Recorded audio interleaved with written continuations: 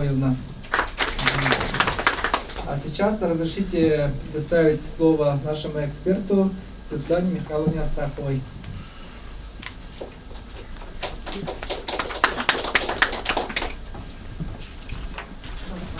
Хорошо меня слышно, да?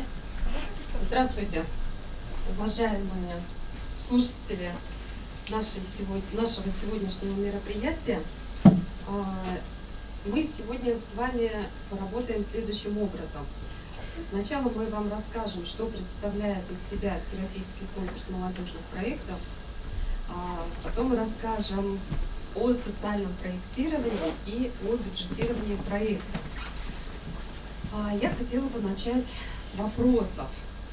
Скажите, пожалуйста, кто из вас знаком со Всероссийским конкурсом молодежных проектов? Прям вот так ручки можно поднимать. Сейчас я буду задавать много разных вопросов. И просто вот поднимайте руку, чтобы было понимание, кто знаком. Кто вообще об этом конкурсе ничего не слышал? Прям вот поднимайте ручки, чтобы мы понимали, как, о чем рассказывать, на чем подробнее останавливаться и так далее. Кто слышал про разные форумы, которые проходят по всей стране, ну, чаще всего летом, но теперь уже и весной бывает, осенью, и зимой. Про форумы. Кто слышал? Слышал, именно слышал. А кто принимал участие в каких-то форумах, но я сейчас говорю не про ваши региональные форумы, а форумы, которые проходят в разных регионах, ну, скорее всего, наверное, федеральные форумы, давайте вот так. Кто? Повыше так ручки поднимайте. Какой форум? По студенческим отрядам. Ага, у вас? То же самое. Екатерина, у вас тоже был? Или это просто ручка, да, в руке? Окей. Кто слышал про такой форум Таврида? Коллеги, поднимите мою сумочку, покажите, пожалуйста, всем. Вот такой раздаточный материал с Тавриды, да? Где Таврида проходит? В Крыму, да. Кто слышал про форум «Утро»? Он проходит в Уральском федеральном округе. Кто слышал про форум «Территория смыслов»? Но никто там не был пока еще, да? Про форум «Амур». Слышали, отлично. Форум «Острова». Где проходит? Сахалин. На Сахалине, верно. И так можно продолжать достаточно долго, потому что форумная кампания расширяется, и в этом году форумов будет больше и больше. В прошлом году часть форумов у нас проходила в онлайне. Это немножечко грустно, потому что не было живого общения, но это и хорошо, потому что те, кто живут в отдаленных районах, или те, кому нет 18 лет, у них наконец-то появилась возможность принимать участие в форумах хотя бы в онлайне. И у нас тоже, как у экспертов, появилась возможность в онлайне больше молодежи, больше сотрудников из сферы молодежной политики обучать социальному проектированию. Поэтому мы с вами будем использовать эти плюсы. И отдельный привет всем тем, кто нас слушает в онлайне. Итак, значит, мы сейчас по очереди, каждый из экспертов, вам будем понемножечку рассказывать о самом конкурсе и о социальном проектировании. Каждого из вас я попрошу сейчас либо ваши проекты открыть, если они у вас есть, и обязательно всем достать ручки, блокноты, либо ваши гаджеты, чтобы записывать то, о чем мы говорим. Все презентации, я так понимаю, организаторы потом всем участникам передадут. Это презентации открытые, доступные. По многим презентациям есть записи и вебинары в YouTube. Этими ссылками мы тоже поделимся, чтобы вы могли неоднократно это прослушать, повторить, и особенно при написании проекта. Скажите, пожалуйста, а кто знает, что сейчас идет прием заявок на заочный этап Всероссийского конкурса молодежных проектов? Вот именно сейчас принимаются заявки, да? До какого числа мы подаем заявки? 7 апреля. Молодцы. Значит, до 7 апреля наша с вами задача, кроме того, что мы послушаем сейчас, еще доработать ваши заявки. Мы вас будем консультировать в ближайшие дни. И ваши заявки должны стать победоспособными, наверное, да? Конкурентоспособными. И чтобы вы одержали победу, получили гранты и свои проекты реализовали. Ну что ж, ручки, блокноты готовы, да? Пока я говорила, вы готовились. И мы с вами начинаем.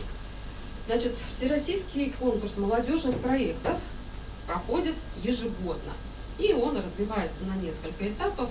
Давайте будем изучать, как же это происходит. Можно крутить слайды. В этом году произошло очень много изменений в рамках этого конкурса.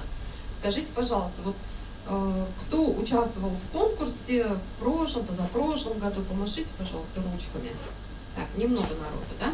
Значит, будем проходиться по основам. Изменения появились в связи с запросами участников. То есть никто не сидел в Росмолодежи или в ресурсном молодежном центре. Знаем, да, что Росмолодежь – это основной организатор конкурса, а ресурсный молодежный центр – это исполнительная дирекция. И очень много технических вопросов проходит именно через ресурсный молодежный центр. Поэтому я постоянно, мы с коллегами будем повторять вот эти две организации. Потом вы поймете, в чем различие, и будете понимать, куда обращаться, по каким вопросам. Значит, не эти организации, не эксперты, не кто-то отдельно, а именно запрос участников, мнение экспертов, проверяющие органы, органы власти, которые проводят конкурс, вот с учетом ваших мнений, наших мнений, формируется все то, что потом мы видим в документации касательно вот этого конкурса. Ну и, наверное, вы знаете, что вышли новые документы государственные, на основании которых сейчас вносится много изменений. Скажите, пожалуйста, какой важный документ не так давно вышел и на который мы опираемся в области молодежной политики? Документ какой? Мы сейчас про Конституцию? Про? Про Конституцию? Нет, не про Конституцию, про молодежную политику. Закон о государственном. Замечательно. Когда его приняли? Примерно. В прошлом году, кажется, да? Когда примерно? Да, в прошлом году. Декабре. В декабре прошлого года, да. И самое главное, что знает молодежь об этом законе, даже если не читали, а большинство из вас его не читали, больше чем уверена, рекомендую почитать. Но самое главное, мы с вами знаем, что молодежь у нас теперь до 35 лет. И мы с вами, следующий слайд, столкнемся с одним вопросом. Да, основной документ, в котором прописано все о конкурсе, это постановление. Запомните, пожалуйста, вот эти даты, номер постановления. И если у вас возникают какие-то вопросы, а вопросы могут возникать абсолютно разные, потому что один человек одно сказал, другой человек другое сказал, третий, вы начинаете путаться, не знаете, как написать, как подать документы, как оцениваются проекты. Если что-то не знаем, то идем вот сюда. Здесь все написано. Написано это постановление очень просто и понятно. Сегодня мы тоже многие элементы с вами будем разбирать. Следующий слайд, пожалуйста. В этом году большие изменения произошли в системе АИС, и механизм участия стал более таким вот четко прописанным, структурированным. Он и так был хорошо прописан, но сейчас стало еще лучше, потому что продумали каждую детальку. Поменялись конкурсные документы, но опять же принципы остались те же, но конкурсная документация была проработана. Условия и запреты мы с вами тоже позже посмотрим. И изменились критерии оценки. Они тоже более усовершенствовались. Кто это придумал? Опять же, мы с вами, то есть молодежь, участники, экспертное сообщество, Росмолодежь и ресурсный молодежный центр. То есть это коллективная работа, и именно этими постановлениями, законами, документами, подходами мы будем руководствоваться. Следующий слайд. Скажите, пожалуйста, кто из вас знаком вот с этой замечательной системой? Кто там зарегистрирован? Великолепно, молодцы. Если кто-то не зарегистрирован, запишите, пожалуйста, в своих блокнотах, что сегодня это нужно обязательно сделать. И чтобы у вас появился личный кабинет. Если вы там были зарегистрированы раньше, чем в этом году, то вы заметили, что в этом году произошли большие изменения, и когда вы вносите информацию о вашем проекте, то система АИС стала, во-первых, гораздо удобнее. Многие моменты автоматизировались, и заполнять, структурировать заявку гораздо легче. Еще у нас появилась возможность, и это в принципе тоже давняя такая надобность, верифицировать личный кабинет с госуслугами или с ID Сбербанк. Следующий слайд, пожалуйста. Скажите, пожалуйста, всем ли удалось верифицировать с госуслугами? Да. У всех, наверное, возникает вопрос, зачем нам это надо, да? Был такой вопрос? Это нужно для того, чтобы облегчить, документооборот, наверное, да, вот так скажем, получение каких-то справок, подписание соглашения, предоставление отчетности. Когда вы будете в процессе заполнения заявки или участия в конкурсах, форумах подавать документы, вы заметите, что на самом деле все стало автоматизированнее и легче. Может быть, сейчас, да, сложно понять, но потом вы поймете, что это действительно автоматически многие моменты будут проходить, и не нужно будет дособирать какой-то дополнительный материал. Как сейчас мы можем принять участие? Вот посмотрите, это как раз вот тот механизм участия в конкурсе, который стал более структурированным, более понятным, более доступным. Сначала публикуется объявление о конкурсе, и в течение 30 дней вы формируете свои заявки и отправляете на конкурс. Объявление о конкурсе стартовало когда в этот раз? С какого-то февраля. 9 марта. Ладно. Плюс 30 дней, и 7 апреля прием заявок закончится. Но мы же с вами знаем, да, что мы в последний момент заявки отправляем, да? Правильно же? Нет. Все так делают. Конечно, все Почти студенты. все, да. Как все нормальные люди, И в даже самый эксперты. последний момент, и эксперты точно так же. У нас сейчас тоже конкурс проходил на вхождение в состав экспертного совета. Когда закрывается прием заявок? 7 Нет, апреля заранее. во сколько? Знаю, что там может заявить. Нет, не 23:59. Вот теперь по-другому. В 14, по-моему, у вузов, в 15 у физлиц. Ну, прочитайте, может быть, наоборот. Да, в 14 вузов, в 15 Да, поэтому не пропустите вот это время, не тяните до 23:59. Теперь время ставится дневное. И потом вам же еще надо время высчитать московское и не московское, да? Поэтому посчитайте лучше правильно. закончить накануне. Итак, объявление было. Сейчас вы подаете заявки. 7 апреля днем завершится прием заявок. После этого никто систему вам не откроет, и никто вам не поможет, если вы опоздали на 1 минуту. Не тяните до конца. Следующий слайд, пожалуйста. Дальше на сайте Росмолодежи и в соцсетях будет написано, сколько поступило заявок. Потом проверяется соответствие требованиям, техническое соответствие. Все ли прикрепили, все ли есть в заявке, полностью ли она заполнена и так далее. И потом публикуется информация, сколько заявок прошли вот этот технический отбор. Потом заявки отправляются к нам в экспертный совет. Немножко в экспертном совете. В экспертный совет в прошлом году входило почти 500 человек. Мы находимся по всей России, да, во всех субъектах. И это в первую очередь люди, которые очень близки к молодежной политике, к работе с молодежью. Это сотрудники вузов, комитетов по делам молодежи, руководители общественных объединений, вообще, в принципе, общественные деятели, представители бизнеса есть и некоммерческого сектора. Мы каждый год, ну, либо раз в 2 года, в зависимости от объявления конкурса, тоже проходим конкурсный отбор. То есть мы тоже откуда-то появляемся, к нам тоже есть какие-то требования.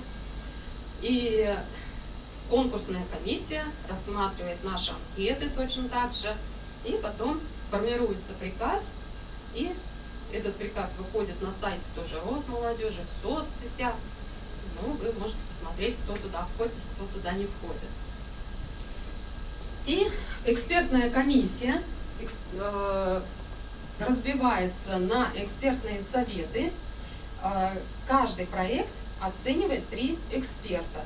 И если это заочный формат, мы никогда не знаем, кто этот проект оценивает там в другом конце России. Или, может быть, этот человек и живет рядом со мной в Москве на соседней улице, да, тот же эксперт, и он тоже именно этот проект оценивает. То есть, ну вот настолько эта система прозрачная для оценки, да, мы не можем сговориться друг с другом и сказать, ну, давай, вот это вот хороший проект, давай ему побольше баллов поставим.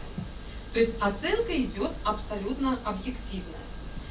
Бывает так, что эксперты примерно одинаково оценили проект, а бывает так, что какой-то эксперт побольше баллов поставил или поменьше баллов поставил, но у него свое видение, да? Но оценка формируется в совокупности, поэтому именно нас 3. Если какой-то эксперт, оценки какого-то эксперта постоянно выбиваются из среднего уровня, то тогда назначаются дополнительные эксперты, которые смотрят заявки. То есть здесь мы можем о чем с вами сказать, что оценка проектов проходит максимально прозрачно и объективно. После этого мы составляем заключение, то есть по каждому проекту мы пишем отзыв. И, ну, если мы успеем, мы с вами разберем немножечко это на уровне проект рекомендуется к поддержке, или проект под сомнением, или проект не рекомендуется к поддержке. И по каждому критерию есть баллы, и чтобы поставить определенный балл, у нас есть описание, которым мы руководствуемся, то есть мы не сидим и не ставим оценку, ну, здесь примерно 6, да, или здесь примерно 2 балла, или здесь примерно 10 баллов. Мы очень внимательно читаем инструкцию, и все эксперты работают в единой повестке, основываясь на вот этом едином документе. Так, все, сформировали, да, экспертные заключения. Дальше, когда заключение мы отправили, получается, что кто-то формируется рейтинг, и кто-то попадает вверх списка, да, у кого много баллов, кто-то попадает вниз списка, и это огромный список, там может быть 10 тысяч человек, может быть 15, может быть 20 тысяч человек, в зависимости, сколько проектных заявок мы оценивали. И вот те, кто попадают наверх с большим количеством баллов, вот эти заявки, вот эти заключения, которые мы сделали, это все передается в конкурсную комиссию. То есть после нас еще работает конкурсная комиссия.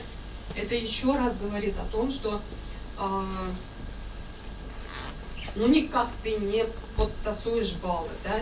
Мало того, что эксперты проверили и рекомендации дали, еще конкурсная комиссия проверяет, изучает и тоже дает свои рекомендации.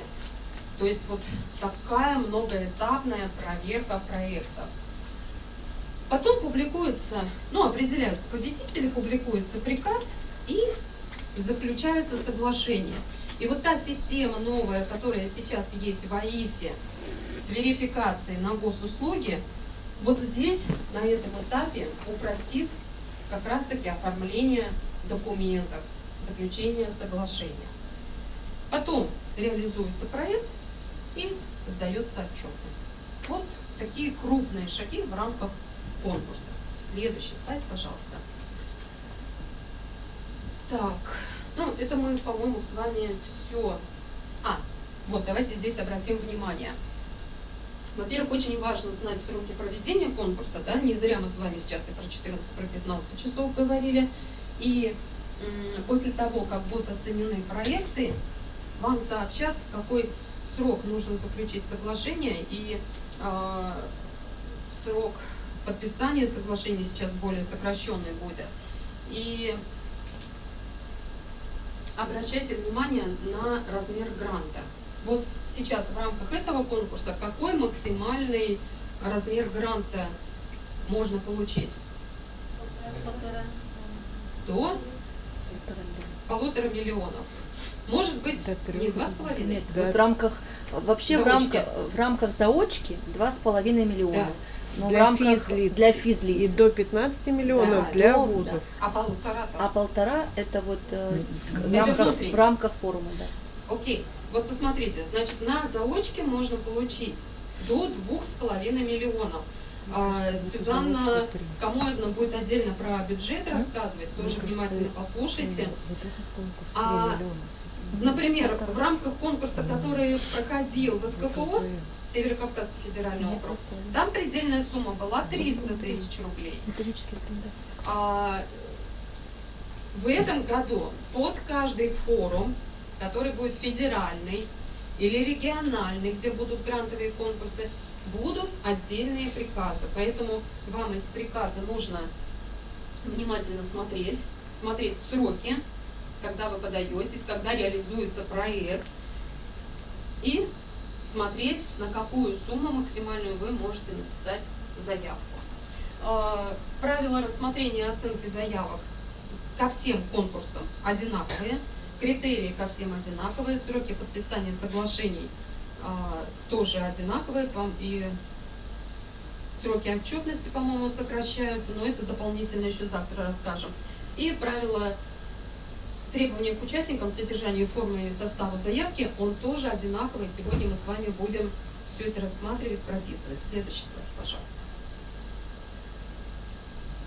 Так, про документы. Вот сейчас можно посмотреть на этот список, да, и испугаться. Прям вот испугались и сказали: я не пойду за этими документами в МФЦ или в налоговую или еще куда-то, в банк. И зачем я вообще буду принимать участие, если мне еще вот кучу таких документов надо прикрепить к заявке? На самом деле за этими документами бежать не надо. А когда вы подаете заявку, вы ставите галочку напротив каждого поля, и благодаря системе АИС и верификации с госуслугами это автоматически проверяется. Если появляются какие-то сомнения относительно конкурсанта, то проверяются и запросы направляются дополнительно. Но вы берете на себя обязательство честно ответить на каждый этот вопрос. Нет ли у вас каких-то долгов, штрафов, пений, кредитных, просроченных кредитных обязательств? Вот некоторые читают, да, где-то здесь про кредитные обязательства, и говорят: ага, и что, я теперь не могу, если у меня есть какой-то кредит, участвовать в конкурсе? Можете. Здесь говорится про кредитные долги. То есть, чтобы не получилось так, что к вам поступят средства на счет, и потом они спишутся счет просроченного кредита. Понятно, да? В общем, не пугайтесь, никаких сложностей здесь нет. Наоборот, это упрощает систему участия в конкурсе. Следующий слайд, пожалуйста. Про это мы с вами проговорили, не будем останавливаться, да, там и конкурсная экспертная комиссия, и конкурсная комиссия. Следующий слайд. Сейчас у вас должен возникнуть вопрос. Мы только что с вами проговорили про 35 лет, а здесь видим вот так. Что делать и почему так? Какие версии есть? Погромче можно говорить. Потому что там написано актуально 26.11.2020 года. Законодательство менялось в декабре. Вследствие этого довольно устаревшая модель вашей презентации. То есть у меня старая презентация, первая версия. Постановление правительства было принято до подписания вот этого закона, который в декабре. Да, верно. И Соответственно, оно еще, постановление правительства новое еще не вышло с поправкой. правильно, Поэтому вы- абсолютно верно. То есть в каком-то из конкурсов появится приказ, когда уже будут приведены в соответствие эти документы, в каком-то из конкурсов, отслеживайте, появится уже циферка 35. Те документы, на основании которых мы сейчас работаем, это до 30 лет. Но работа ведется. Ну, естественно, это граждане России и один проект в год. Но если вы закрыли, наверное, можно уже на второй проект подаваться, если успеете в этом году. Так, это проговорили, да? С одним проектом, один автор с одним проектом в этом году. Ну и недостоверные сведения являются причиной отклонения вашей заявки. Поэтому помните, да, там есть еще технический отбор. Кто-то может быть, что-то неправильно заполнено, и заявка может быть отклонена. Поэтому очень тщательно все проверяем. Следующий слайд, пожалуйста. Я не буду на этом останавливаться, об этом Сюзанна Камоевна расскажет, что можно включать в смету, что нельзя включать в смету, да? Давайте дальше пойдем. Тоже дальше. Давайте посмотрим на критерии оценки. Если есть некий конкурс, то, естественно, кто-то как-то оценивает ваши проектные заявки. Да? Мы с вами поняли, кто. Вот 3 человека перед вами находятся. В этом году, возможно, и побольше нас будет. Такие живут нормальные, обычные люди. И в нашем сообществе есть даже, знаете, такой слоган: эксперт тоже человек. Вот, поэтому мы работаем на основании каких-то документов, да, и каких-то критериев, которые мы сами тщательно изучаем. Вот та инструкция, про которую я говорила, тщательно читаем. И таких критериев 10. По каждому критерию можно получить максимально 10 баллов. Ну и, конечно, мы все хотим, чтобы по каждому критерию у нас было 10 баллов. Соответственно, максимальную оценку получить 100 баллов. Такое бывает очень редко. Минимальная оценка 1 балл по каждому критерию. То есть всего 10 баллов, да? Либо 100, либо 10. Такое бывает. Ну, тоже не часто, но гораздо чаще, чем 100 баллов, когда проект прописан плохо. Каждый из нас этого не хочет. Поэтому нам очень важно знать, что же скрывается за каждым критерием. Мы с вами тоже немножечко будем разбирать попозже. И прежде чем вы будете отправлять заявку, кстати, описание критериев тоже есть на сайте Росмолодежи и в соцсетях, небольшая расшифровка. Обязательно проверьте свой проект по этим критериям. Вы можете считать, что ваш проект написан замечательно, а начали по критериям проверять, а оказывается, вот это не доработали или еще что-то. Сами, если не можете самооценку сделать, потому что это сложно, да, вот сам писал и сам оценил, попросите своих друзей, маму, папу попросите или кого-то, чтобы проект оценили. Подробнее разберем позже. Следующий слайд, пожалуйста. Вот это контакты сотрудников Росмолодежи и ресурсного молодежного центра, с которыми вы будете взаимодействовать в рамках реализации проектов. Ресурсный молодежный центр – это исполнительная дирекция, и там будут ваши кураторы в случае победы. То есть вы заключили соглашение, вам назначается куратор по вашему проекту, и вы с ним максимально должны быть на связи. Дозвониться сложно, потому что их там всего 7 человек, а участников со всей России очень много. Если не можете дозвониться, дозванивайтесь, не можете дозвониться, пишите. Обязательно все отвечают. И в рамках проекта, если у вас происходят какие-то изменения, корректировки, что-то непонятно, то это сюда. Следующий слайд, пожалуйста. Для получения самой достоверной информации, не сломанный телефон, да, там на уровне ОБС. Знаем, да, что такое ОБС? Кто знает, что такое ОБС? Почти все знают, молодцы. А вот здесь самая достоверная информация, можете сразу подписаться на канал. Если не сейчас, потом в презентации, еще, пожалуйста, полистайте, там несколько ссылок. Вот здесь, кстати, очень хорошо про отчетность написано, когда будете сдавать отчеты. И еще дальше. Все, последняя страничка. Итак, это такая вводная информация первичная о конкурсе. Конкурсы проходят, еще раз, заочно и очно. Очно они бывают на региональных площадках и на федеральных площадках. Бывают эти площадки вообще образовательные, то есть форумы, они проводятся с той целью, чтобы вам дать знания, сформировать какие-то новые компетенции. И вот на этих форумных площадках, как правило, проводятся еще и грантовые конкурсы. То есть, если вы хотите податься с заявкой на конкурс, это либо заочно в АИС, либо очно на форуме. Хорошо, что на этом форуме, на вашем, как раз таки такая предфорумная подготовка идет, и у вас будет защита проектов, и потом победители будут награждаться на сцене во время фестиваля. Поэтому, кто не принимал участие в больших таких федеральных форумах, вы увидите это на своей региональной площадке. Итак, какие есть вопросы вот в рамках этой презентации? Да, Екатерина.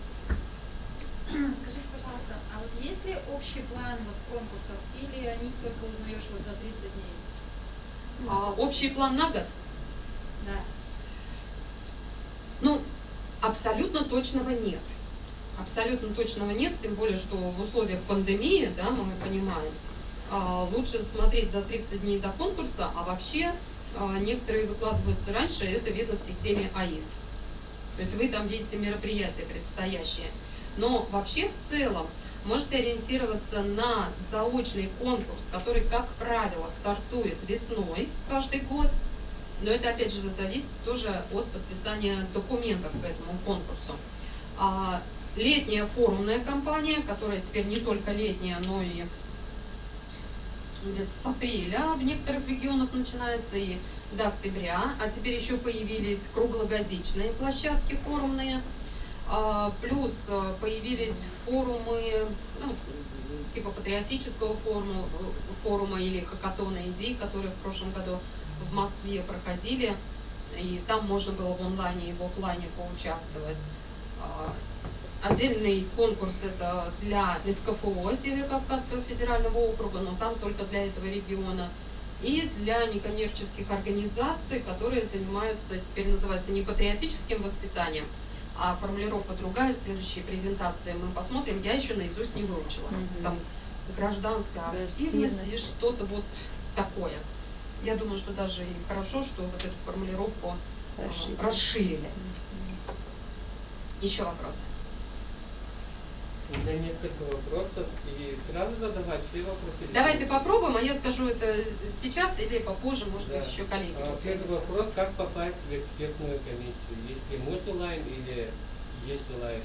В экспертный совет, либо конкурсная комиссия. Да? Конкурсная комиссия – это более высокого ранга деятели, туда включаются. В экспертный совет это объявляется конкурс, подается заявка, но в этом году прием заявок до 20 марта был. Хорошо. Потом следующий вопрос. Описание критериев есть? Вот вы говорите, мы оцениваем по 10-бальной шкале, что есть 5, что есть 2. Есть такое? Есть. А это доступно нам, участникам? Полное описание Я не знаю, по-моему, Да. обещали выложить Пока нет. на Пока сайте. нет. Пока Пока нет. только Ну, доступно. наша методичка внутренняя есть, по которой мы работаем. В принципе, она есть. Можем ли мы попросить вас показать нам? Ну, у меня даже презентация есть на эту тему, очень многие регионы просят. Поэтому я думаю, мы с вами в какой-то из дней можем даже разобрать, пройтись по презентации. Отлично. Я думаю, что в канун публичных защит, наверное, мы, да, вот это расскажем еще раз. 26-го, Шестого, получается. да, 26-го. Если есть такой запрос, давайте разберем 26-го. Хорошо. Дальше вы сказали, что после вот экспертного совета еще проверяет комиссия конкурсная. Конкурсная Это другая комиссия, которая не... Конечно. Да. Поэтому я и говорю о прозрачности конкурса, потому что несколько человек это смотрит, и конкурсная комиссия, она по составу тоже меняется. То есть она не сидит постоянно в течение года или в течение 2 лет. Состав конкурсной комиссии, ну как, более высокого уровня деятели приглашаются, и они с этими проектами тоже не знакомы, они изучают то, что рекомендуем в поддержке мы. И последний вопрос по нашему мероприятию. Пока, я думаю, многие не понимают, какая программа у нас будет, сколько это дней длится, и каждый день нам нужно быть курсами или нет. По программе предфорумной подготовки, то есть на ближайшие 4 дня. До 26 числа. Значит, смотрите, программа немножечко может двигаться. С чем это связано? Если вопросы закончились, можно спросить, да, спасибо. С чем это связано? Мы пока на данный момент не знаем, какие у вас проекты. И вообще, какой, в принципе, средств, сколько человек придет к нам на консультацию. Поэтому сегодня, после того, как мы вам вот сейчас эти основы расскажем, во второй половине дня, после кофе-брейка, мы будем вас немножечко слушать и консультировать, что представляют из себя проекты. На завтрашний день мы постараемся разбить вас на 2, наверное, группы, которые придет до обеда или там, ну, в общем, в разное время, да, с разницей в несколько часов. И мы продолжим консультации. В 3-й день тоже будут консультации для того, чтобы вы могли максимально подготовиться к защите, которая пройдет 27 числа.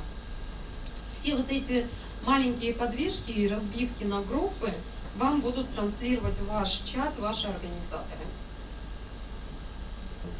Давайте еще вопросы.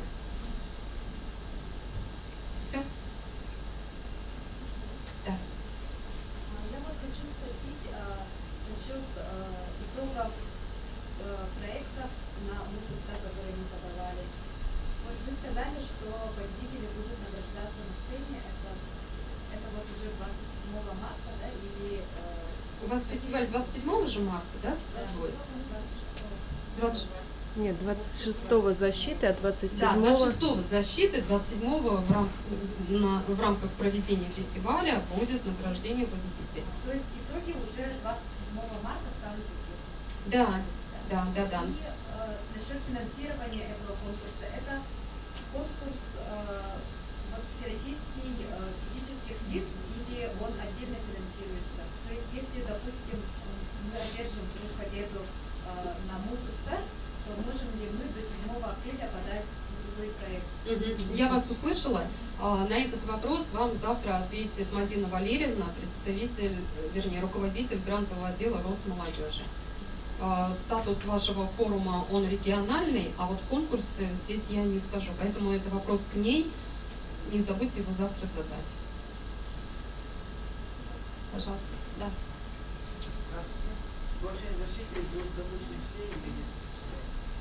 К защите допускаются все участники. Главное, чтобы техническое соответствие заявки было соблюдено. Но хотя мы, даже если технически что-то вы сделали неверно, мы вам дадим шанс выступить, защитить проект, чтобы мы вам дали рекомендации, как же работать вам дальше. Потому что у вас еще весь год впереди. И если вдруг вы допустили какую-то ошибку сейчас, чтобы вы поняли, что исправить, и уже на другие конкурсы выходить более подготовленными. А по поводу защиты, защита предусматривается только очные формы или можно... 2 формы участия, очные и онлайн. Онлайн. Отлично, спасибо. Здравствуйте. Я бы хотела как можно редактировать загруженный проект, заявку в АИС? То есть ты закрепил и там изменить какие-то данные? Изменить можно, и сейчас в каждом поле есть возможность сохранения, но это опять технический вопрос. Запишите себе, Мадина Валерьевна прям, может быть, наглядно вам покажет. Техническая сторона и техническое сопровождение кабинета в АИС – это немножечко не наш вопрос. Здравствуйте. А как будет проходить защита нашего проекта? А защита будет проходить стандартно, так же, как она проходит в рамках всех форумов. Это 3 минуты представления проекта от вас, до 3 минут. Вот так. А затем 2 минуты мы задаем вопросы, и 2 минуты мы выставляем оценки за ваш проект.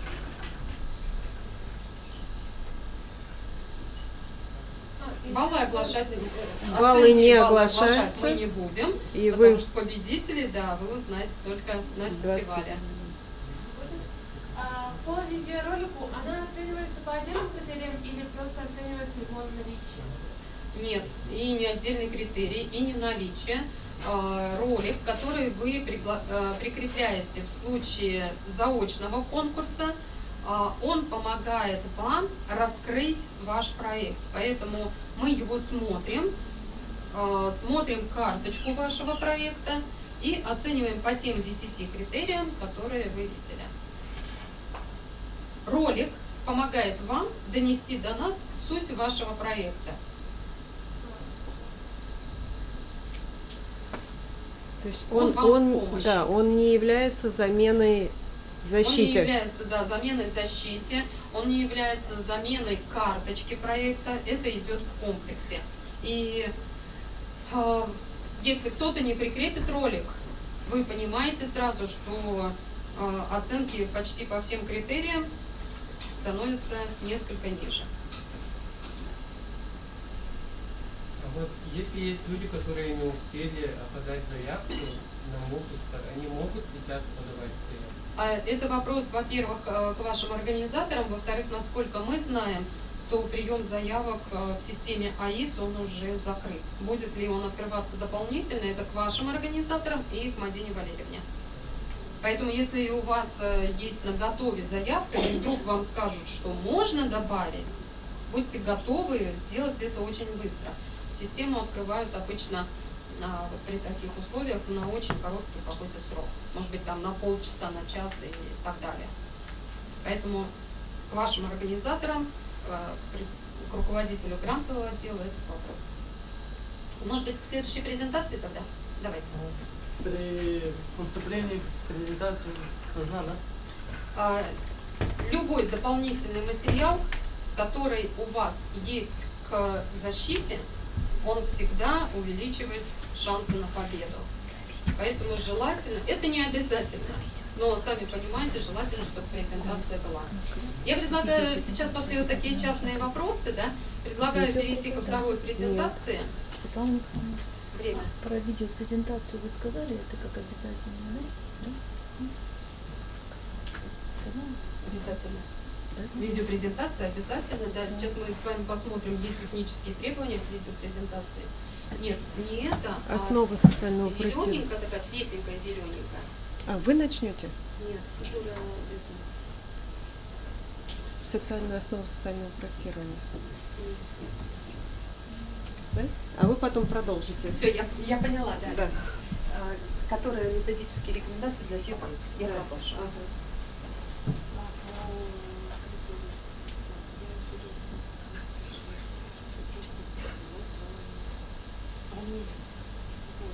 То, что я даже. Добрый день, уважаемые друзья. Я рада приветствовать вас в этой аудитории. Я рада вообще, что я оказалась на этой земле, потому что сама представляю южный регион, Астраханскую область, и, наверное, по доброй воле навряд ли бы сюда приехала когда-нибудь. Но хотя кто знает, как жизнь разворачивает нас. Но вот, тем не менее, совершенно недавно мечтала о том, чтобы попасть на эту землю, и попала. Но поделюсь своими ощущениями. Меня слышно? У меня работает микрофон? Работает, да? Поделюсь своими ощущениями.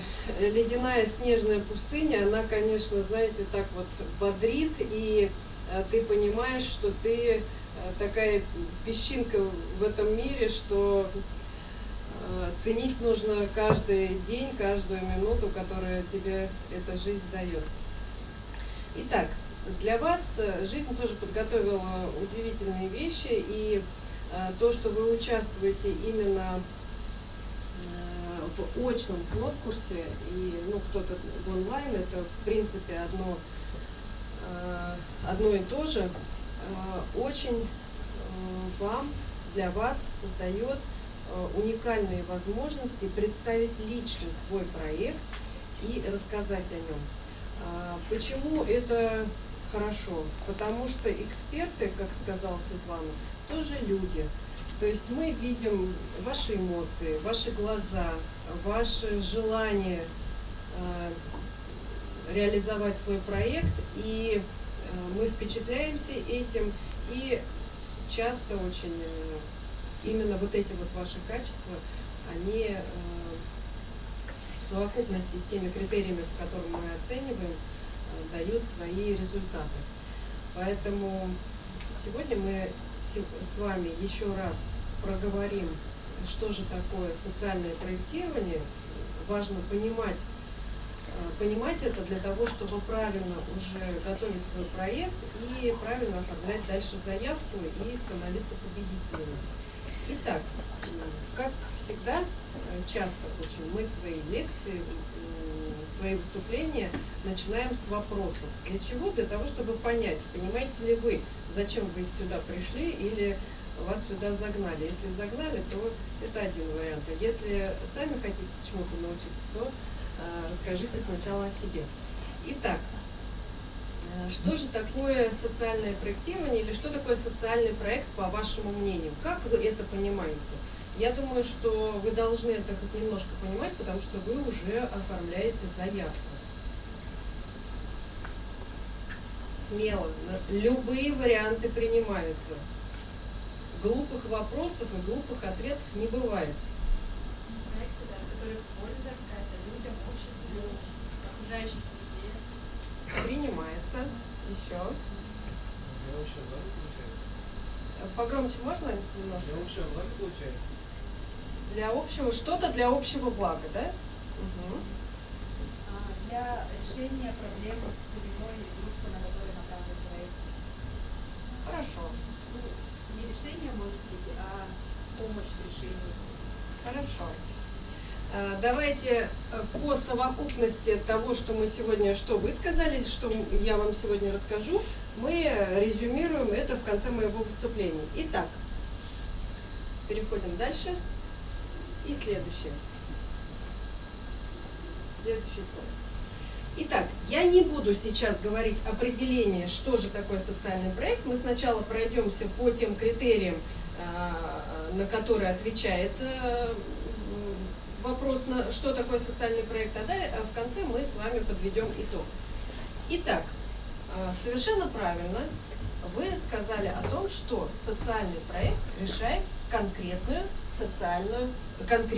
проблему. Откуда берется проблема?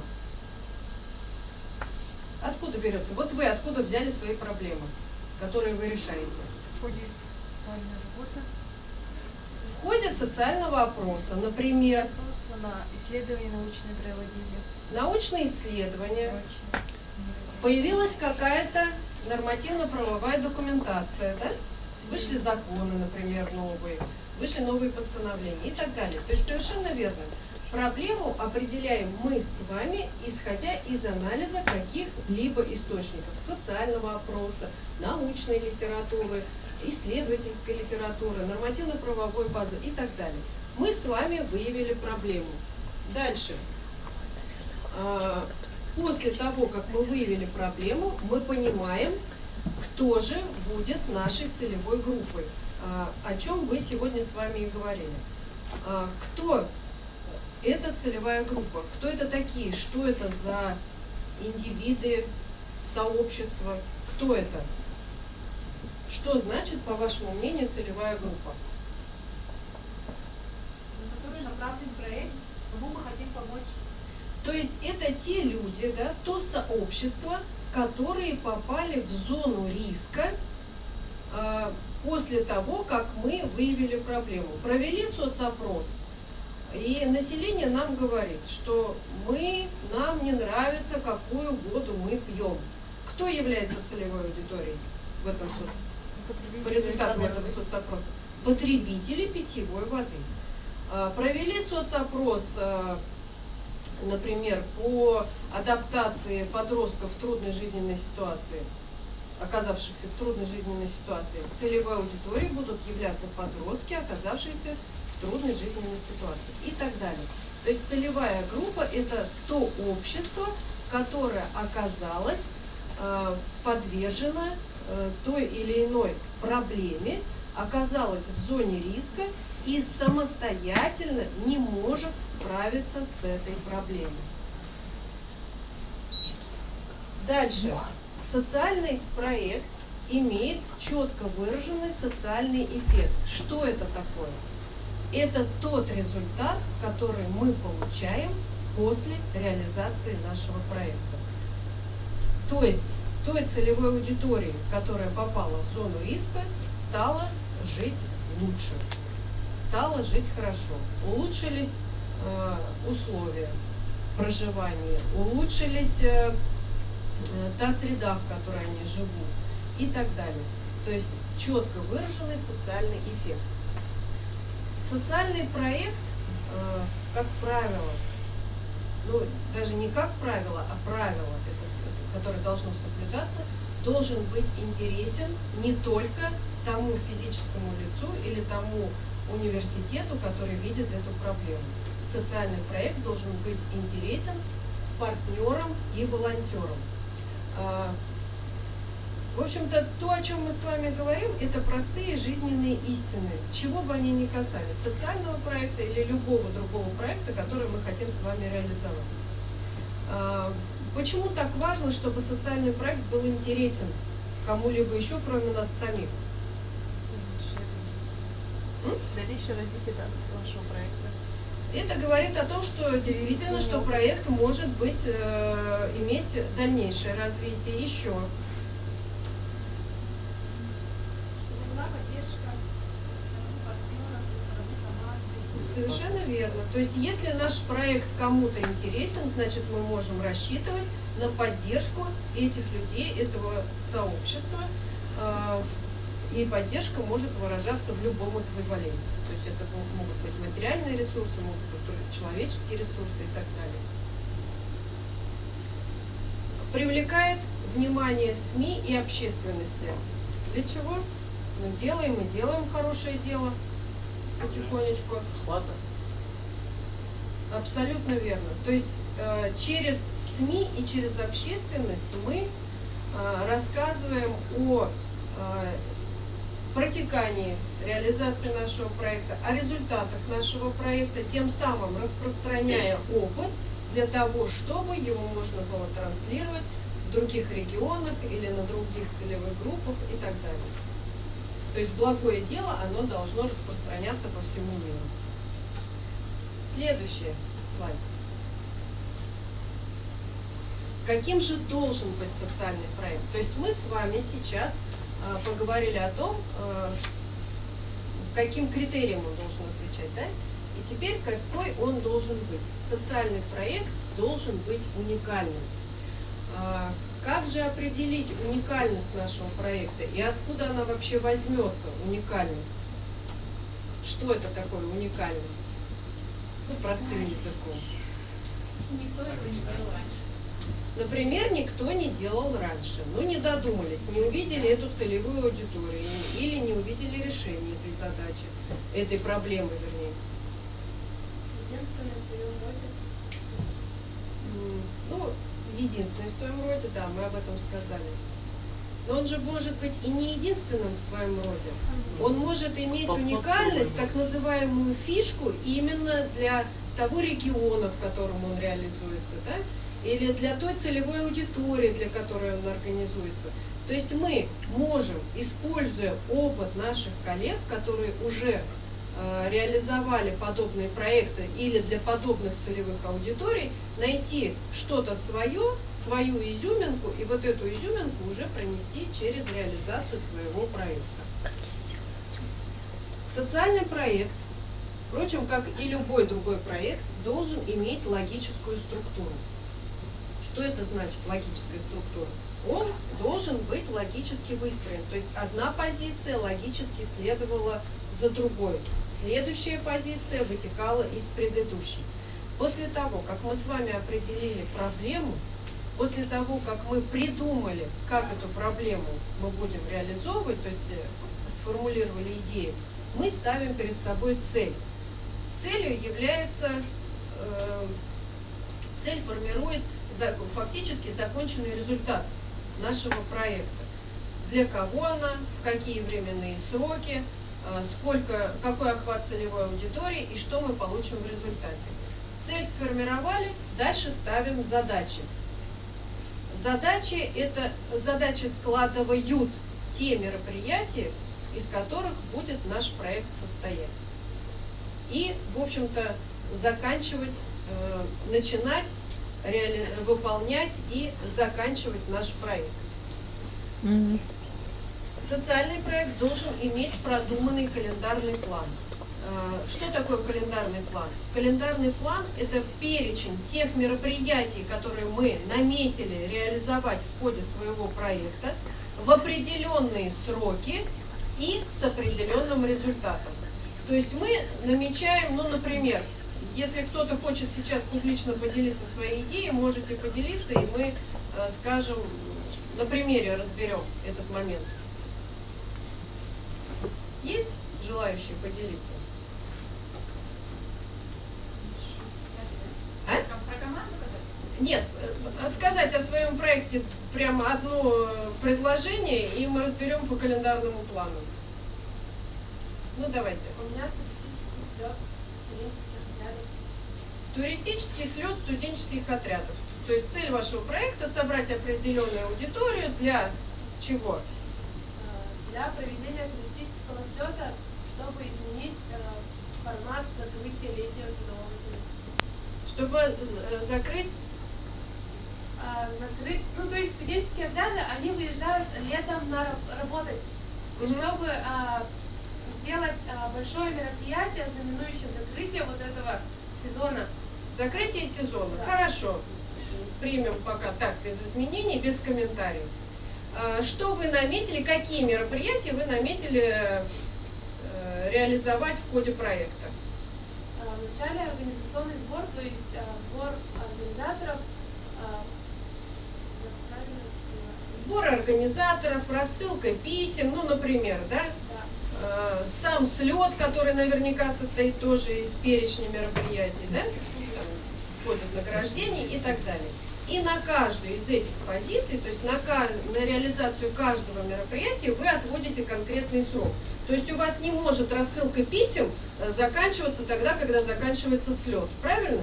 То есть вы начинаете с определенной даты и, допустим, 2-3 недели даете на реализацию этого мероприятия.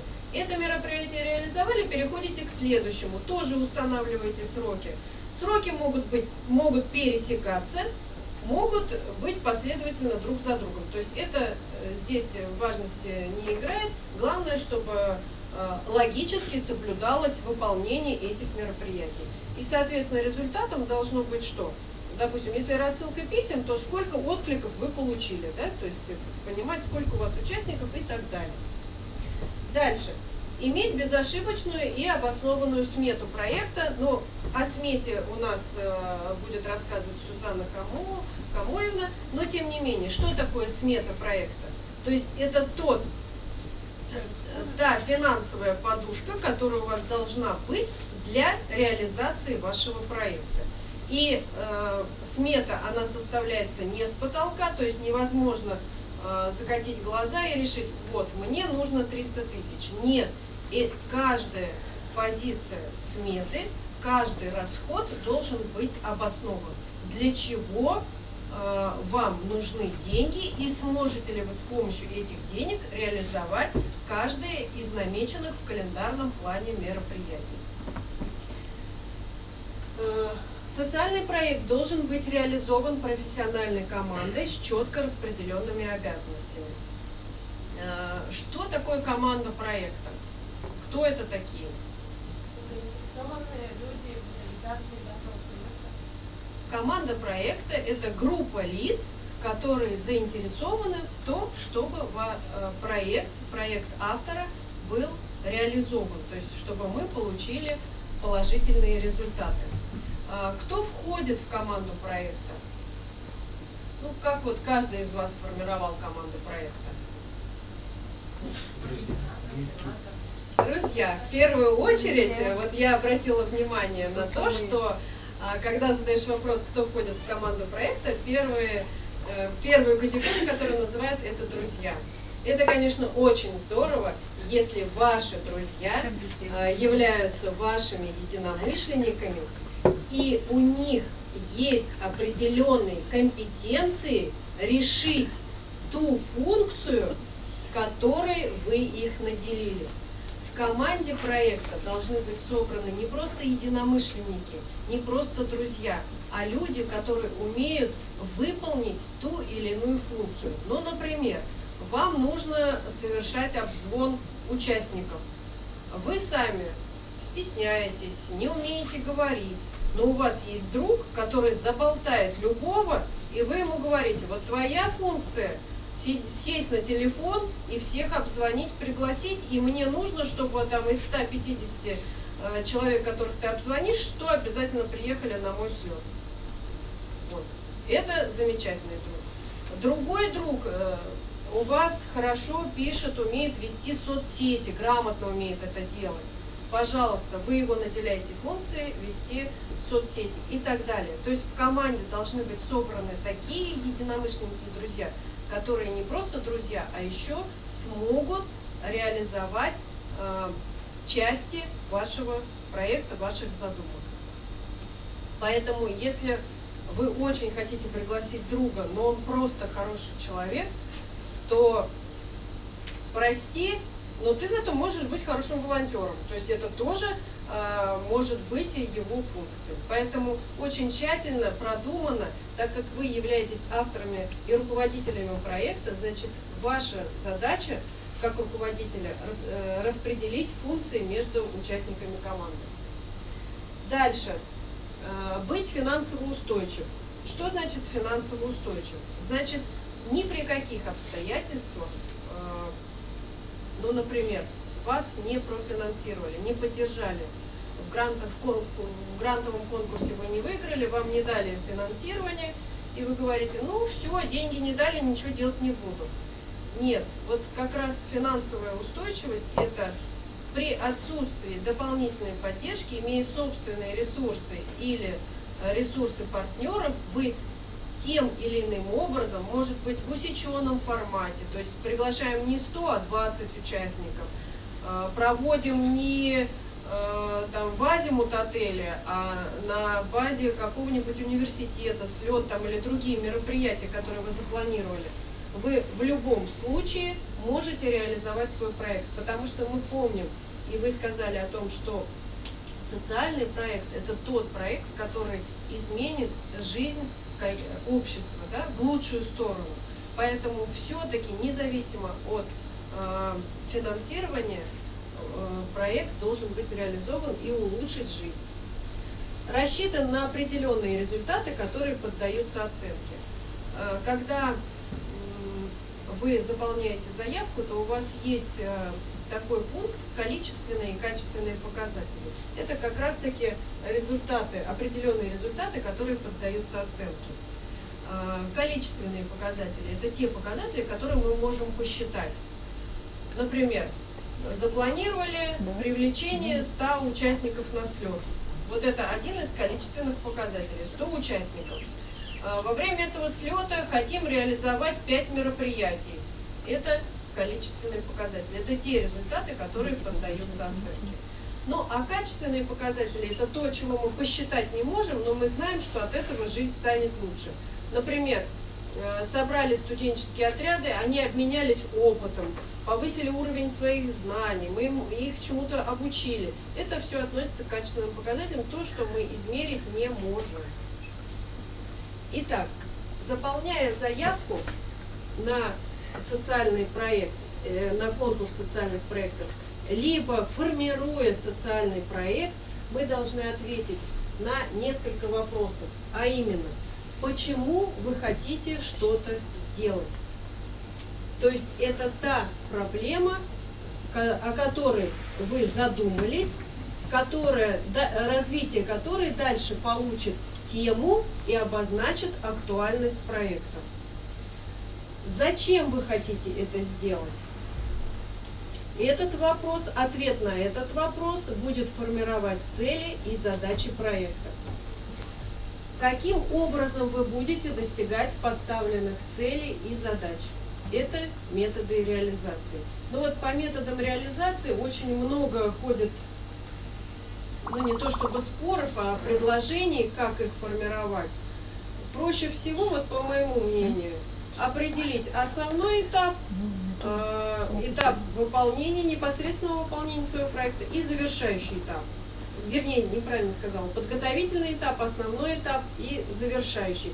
Подготовительный этап уже дальше разбивается на мероприятия. Ну, например, там формирование географии проекта, формирование участников, перечня участников и так далее. Основной этап — это то, что вы делаете, обзваниваете, собираете, реализуете мероприятие.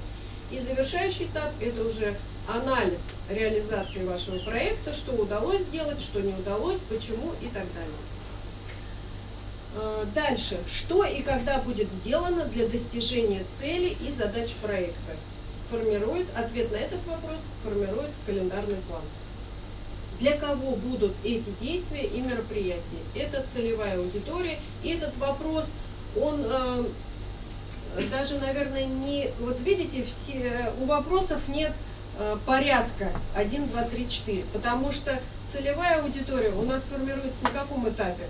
На каком этапе мы понимаем, кто будет целевой аудиторией? То есть тогда, когда мы говорим о проблеме, да, формируем цели и задачи. То есть эти два момента проходят фактически параллельно. Дальше, что вам нужно для реализации проекта? То есть ваши финансовые или другие ресурсы. Вот под словом «другие ресурсы» что скрывается?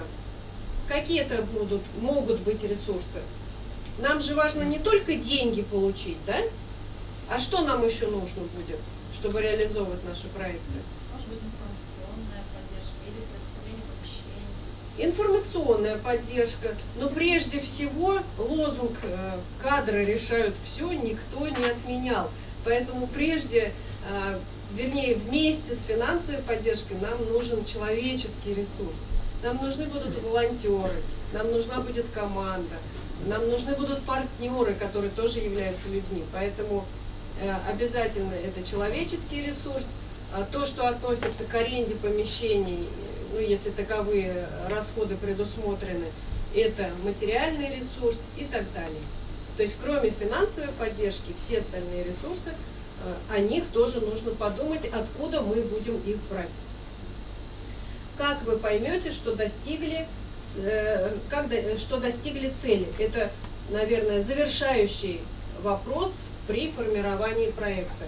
Это результаты и критерии эффективности. Ответ на этот вопрос формирует результаты и критерии эффективности. Вот этот опросник и предыдущие два слайда вы держите перед собой тогда, когда вы формируете заявку проекта. Потому что, отвечая на эти вопросы, у вас выстроится логичность вашего проекта и правильно будет сформирована заявка. То есть на каждом этапе формирования заявки, формирования проекта отвечайте на вопрос. Ответив на вопрос, ну, наверное, у экспертов будет минимум вопросов к вам. Но один лайфхак, да? При защите, я, может быть, немножко перескакиваю, но тем не менее, у вас будет, как сказала Светлана, всего 3 минуты на защиту. Когда вы это слышите и защищаетесь впервые, вам становится страшно, потому что, боже мой, у меня такой проект, как же я могу уложиться в эти 3 минуты? Вот это искусство презентации. Поэтому вы выбираете основное.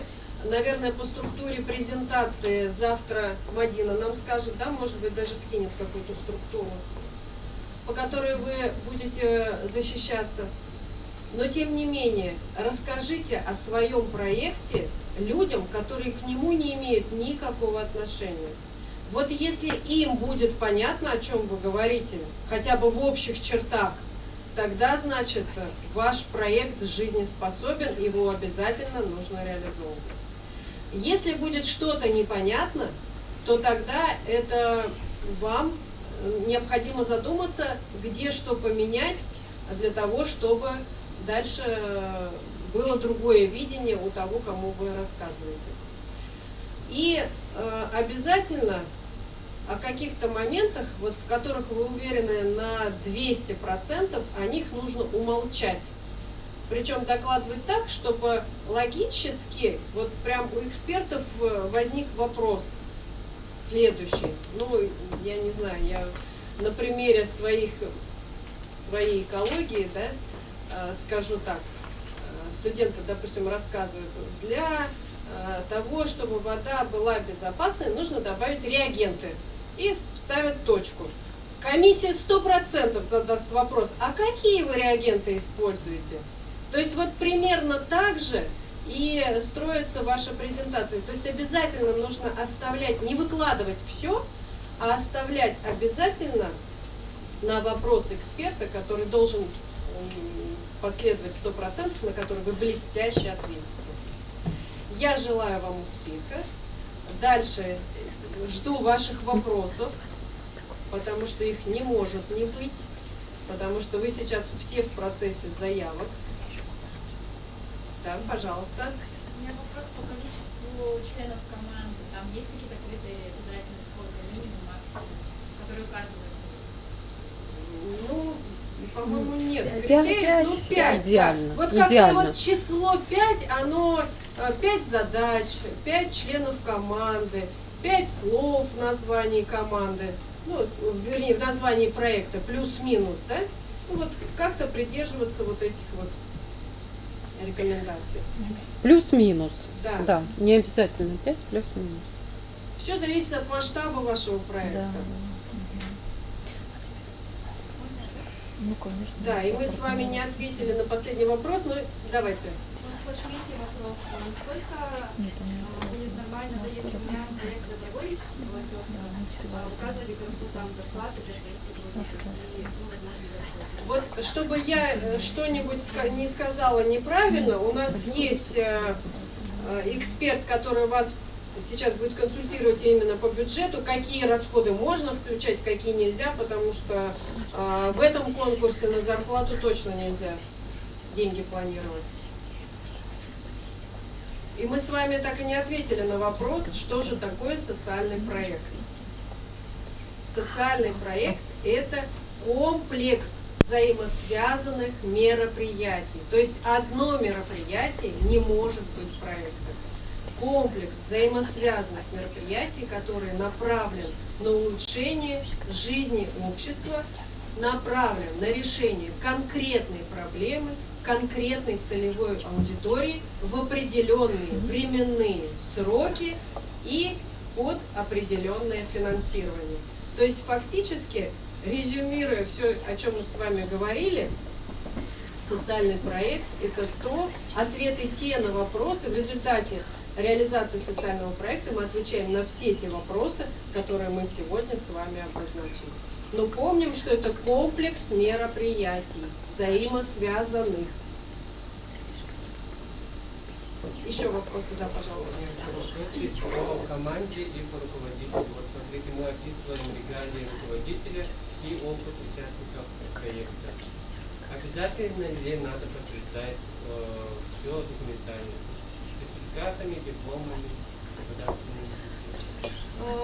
желательно подтвердить квалификацию сертификатами, дипломами и так далее. И помните, что опыт членов вашей команды, он должен быть все-таки близок к реализации того проекта, который вы наметили реализовать.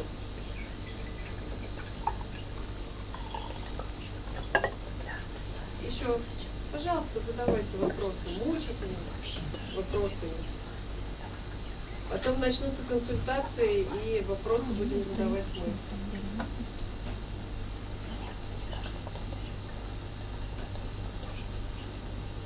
А может ли быть такое, что я подам заявку на 1,5 миллиона, проект стоимость 1,5 миллиона рублей, а вы дадите мне сумму меньше?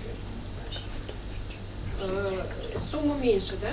Уменьшить можно ли во время? Хороший вопрос, потому что действительно на очных конкурсах, когда мы, эксперты, видим, что проект можно реализовать, по нашему мнению, за меньшую стоимость, ну, в пределах там, я не знаю, 10-15%, то мы можем вам это рекомендовать. Но вы можете от этого отказаться, сказать: нет, вот только та сумма, которую я написала, у меня все посчитано копейка в копейку. Тогда уже организаторы принимают такое решение. Выше сумму мы рекомендовать не можем.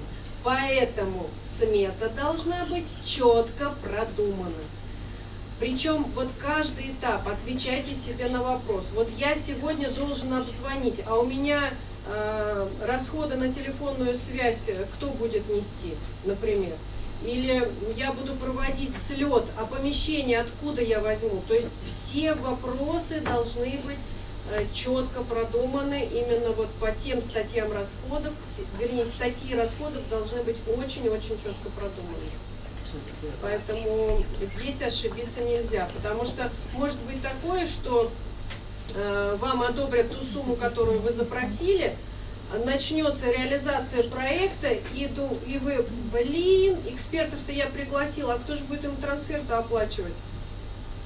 То есть вот чтобы таких моментов не было, обязательно деньги нужно просчитать. Да.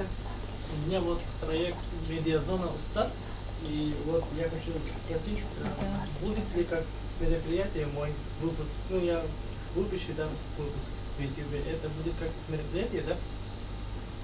Если вы готовите этот выпуск, вы же не просто нажмете кнопочку, да, вы же сначала сделаете съемку, обработаете и так далее. То есть это будет комплекс ваших работ. Да, у меня будет периодично, именно в месяц 4 раза. Ну, каждый выпуск это мероприятие. Да, каждый выпуск это мероприятие. Поэтому в комплексе это будет проект.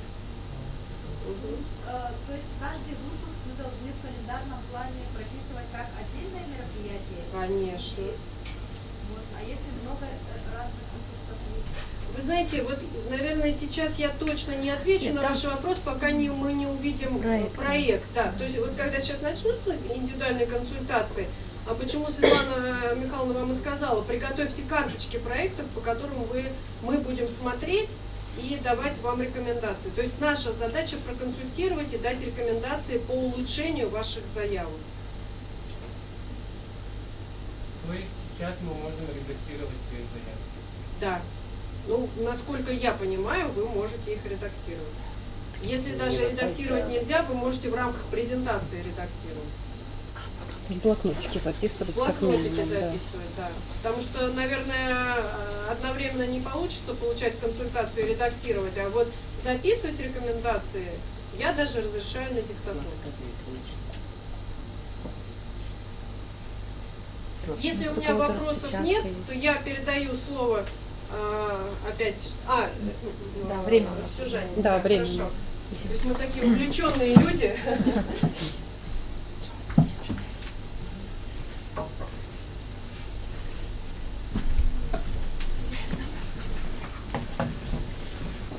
Добрый день, уважаемые участники. Мы сейчас более подробно разберем вопросы, связанные с бюджетированием в рамках подготовки грантовой заявки на грантовый конкурс Росмолодежи. И потом у нас будет небольшой кофе-брейк, после которого мы уже простроим с вами работу, связанную с консультациями. Пожалуйста, следующий слайд. Так, что такое у нас бюджет проекта? Из чего он состоит? Любой бюджет проекта состоит из двух составляющих. Первое – это та запрашиваемая сумма, которую вы просите у грантооператора, да, в данном случае у Росмолодежи. А второе – это ваши собственные средства, которые определяются как софинансирование. Обязательно составляющая софинансирования, потому что по критериям конкретно есть такой показатель, который определяет, сколько вы вносите своих собственных средств для того, чтобы проект максимально эффективно в полном объеме реализовать. Рекомендуемые проценты от 10, там, 20, 30 и более. Чем больше у вас процент собственных средств, тем, соответственно, балл, который вам эксперты проставят, тем выше.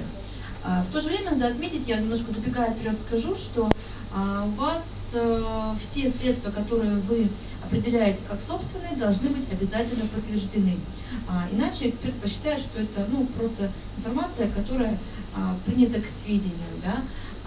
И балл максимальный в этом случае будет достаточно сложно заработать. Итак, следующий слайд, пожалуйста. Самый важный вопрос, на что можно тратить деньги, а на что тратить нельзя. Ну, во-первых, можно оплачивать все работы и услуги, которые вам необходимы для того, чтобы мероприятия в рамках вашего проекта были реализованы.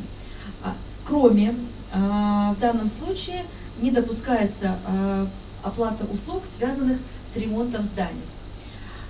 Если ранее косметический ремонт он предполагался в оплате услуг, то сейчас ни косметический, ни капитальный, никакой ремонт на средства грантовые осуществить нельзя. Вы можете оплатить любые услуги, полиграфические услуги приглашенных специалистов, оплатить услуги, связанные с какими-то производственными работами, да? Но ни в коем случае нельзя оплачивать услуги ремонтные. Далее вы можете оплачивать и приобретать на средства гранта нефинансовые активы, в том числе основные средства.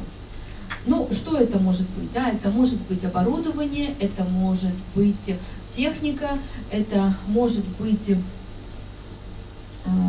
мебель, которая вам необходима, это могут быть различные канцелярские товары, различная атрибутика, которая вам необходима для мероприятий, там, продукты питания, там, вода, посуда, в общем, все, что вам, соответственно, необходимо для того, чтобы проект осуществился.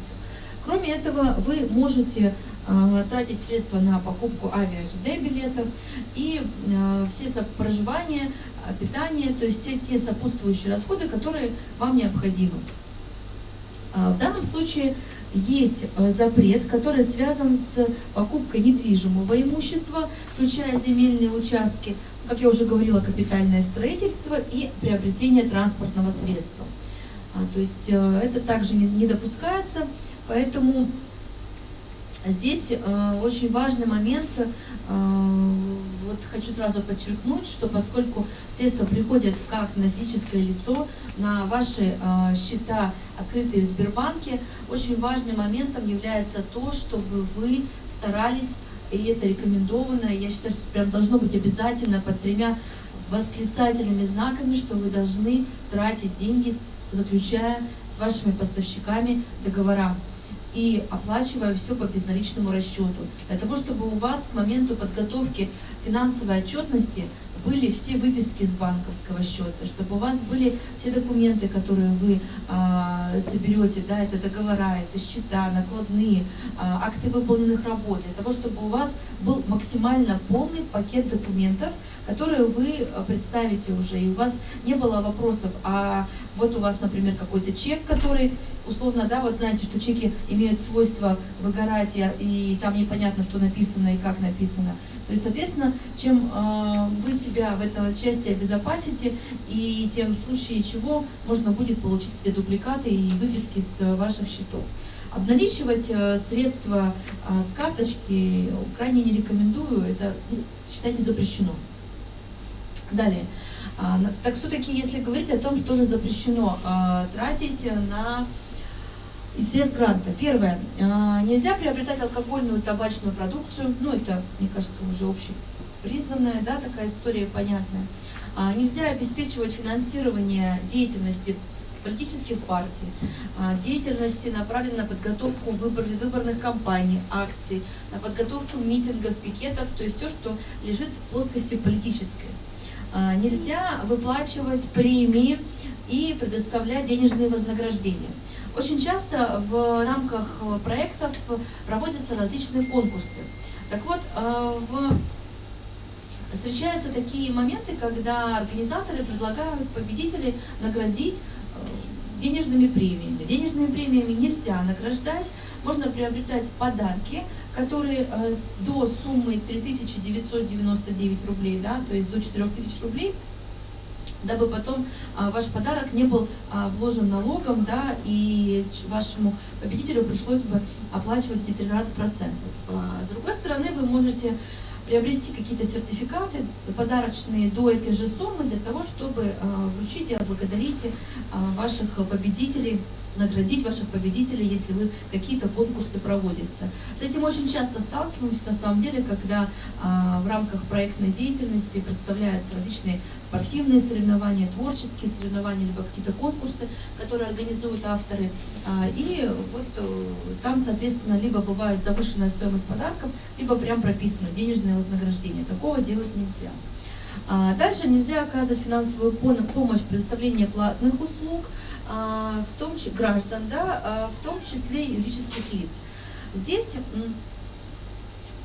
речь идет еще о том, что очень нежелательно и запрещено, да, выплачивать непосредственно физикам за их услуги.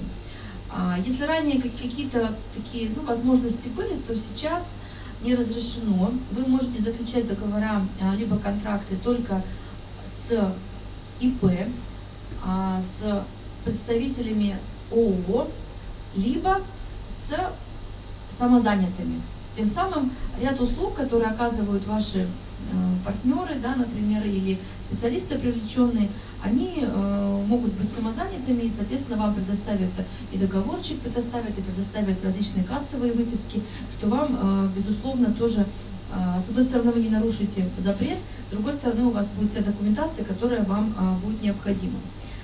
Нельзя приобретать иностранную валюту, погашать задолженности победителя конкурса, в том числе по кредитам и займам. То, о чем Светлана Михайловна говорила, да, что у вас, в принципе, может быть какой-то кредит, да, но в данном случае, если вы имеете просроченные задолженности, да, находитесь там в должниках, в отношении вас какие-то судебные взыскания, то или у вас, например, заблокированы счета, арестованные счета, то есть, соответственно, такая возможность уже вам предоставлена не будет, да, в получении средств. И когда вы прикрепляете, вернее, оформляете грантовую заявку на ИС «Молодежь России», вы еще прикрепляете 3 документа. Один из них — это на согласие на обработку персональных данных, а второй как раз вот на возможность оформления и презентации вашей деятельности в информационных ресурсах, да. И вот как раз последний документ, который вы подписываете, говорит о том, что вы подтверждаете достоверность предоставленной вами информации и тот факт, что вы не имеете задолженности, да. Соответственно, эти документы тоже обязательны, мы об этом еще с вами отдельно еще напомним, что когда вы будете финальную, скажем так, загрузку вашего проекта делать, пожалуйста, тоже не забывайте, потому что отсутствие, вернее, данных документов не позволит вам пройти на этап оценки, то есть заявка будет отклонена. Верните, пожалуйста, я еще ничего сказала. Ну, собственно говоря, да, нельзя тратить средства на оплату штрафов, пени и комиссионные вознаграждения, взимаемые кредитными организациями. Что это за вознаграждения такие? Это когда вы оплачиваете дополнительные средства, например, в банке, да, то есть как процент, который забирает банк, например, на оплату переводов То есть такое очень часто бывает, вот эти вот все небольшие расходы, которые возникают, а они будут возникать, это я вам точно говорю, когда вы будете оплачивать услуги через вашу карточку, они, вернее, через ваш счет, да, они будут возникать, и, соответственно, имейте в виду, что это ваши собственные средства будут. Средства гранта на такие услуги тратить нельзя. Ну и уже сегодня говорили о том, что в рамках всероссийского конкурса не разрешено тратить деньги на зарплату руководителю проекта и членам команды. Это тоже, в общем-то, всегда было таким правилом в рамках ВКМП, но сейчас это прямо утверждено в методических пособиях, постановлении, это очень жесткий запрет. Если в вашей проектной заявке в смете появляется такая строка, то автоматически эксперт прописывает, что ваш проект не соответствует требованиям.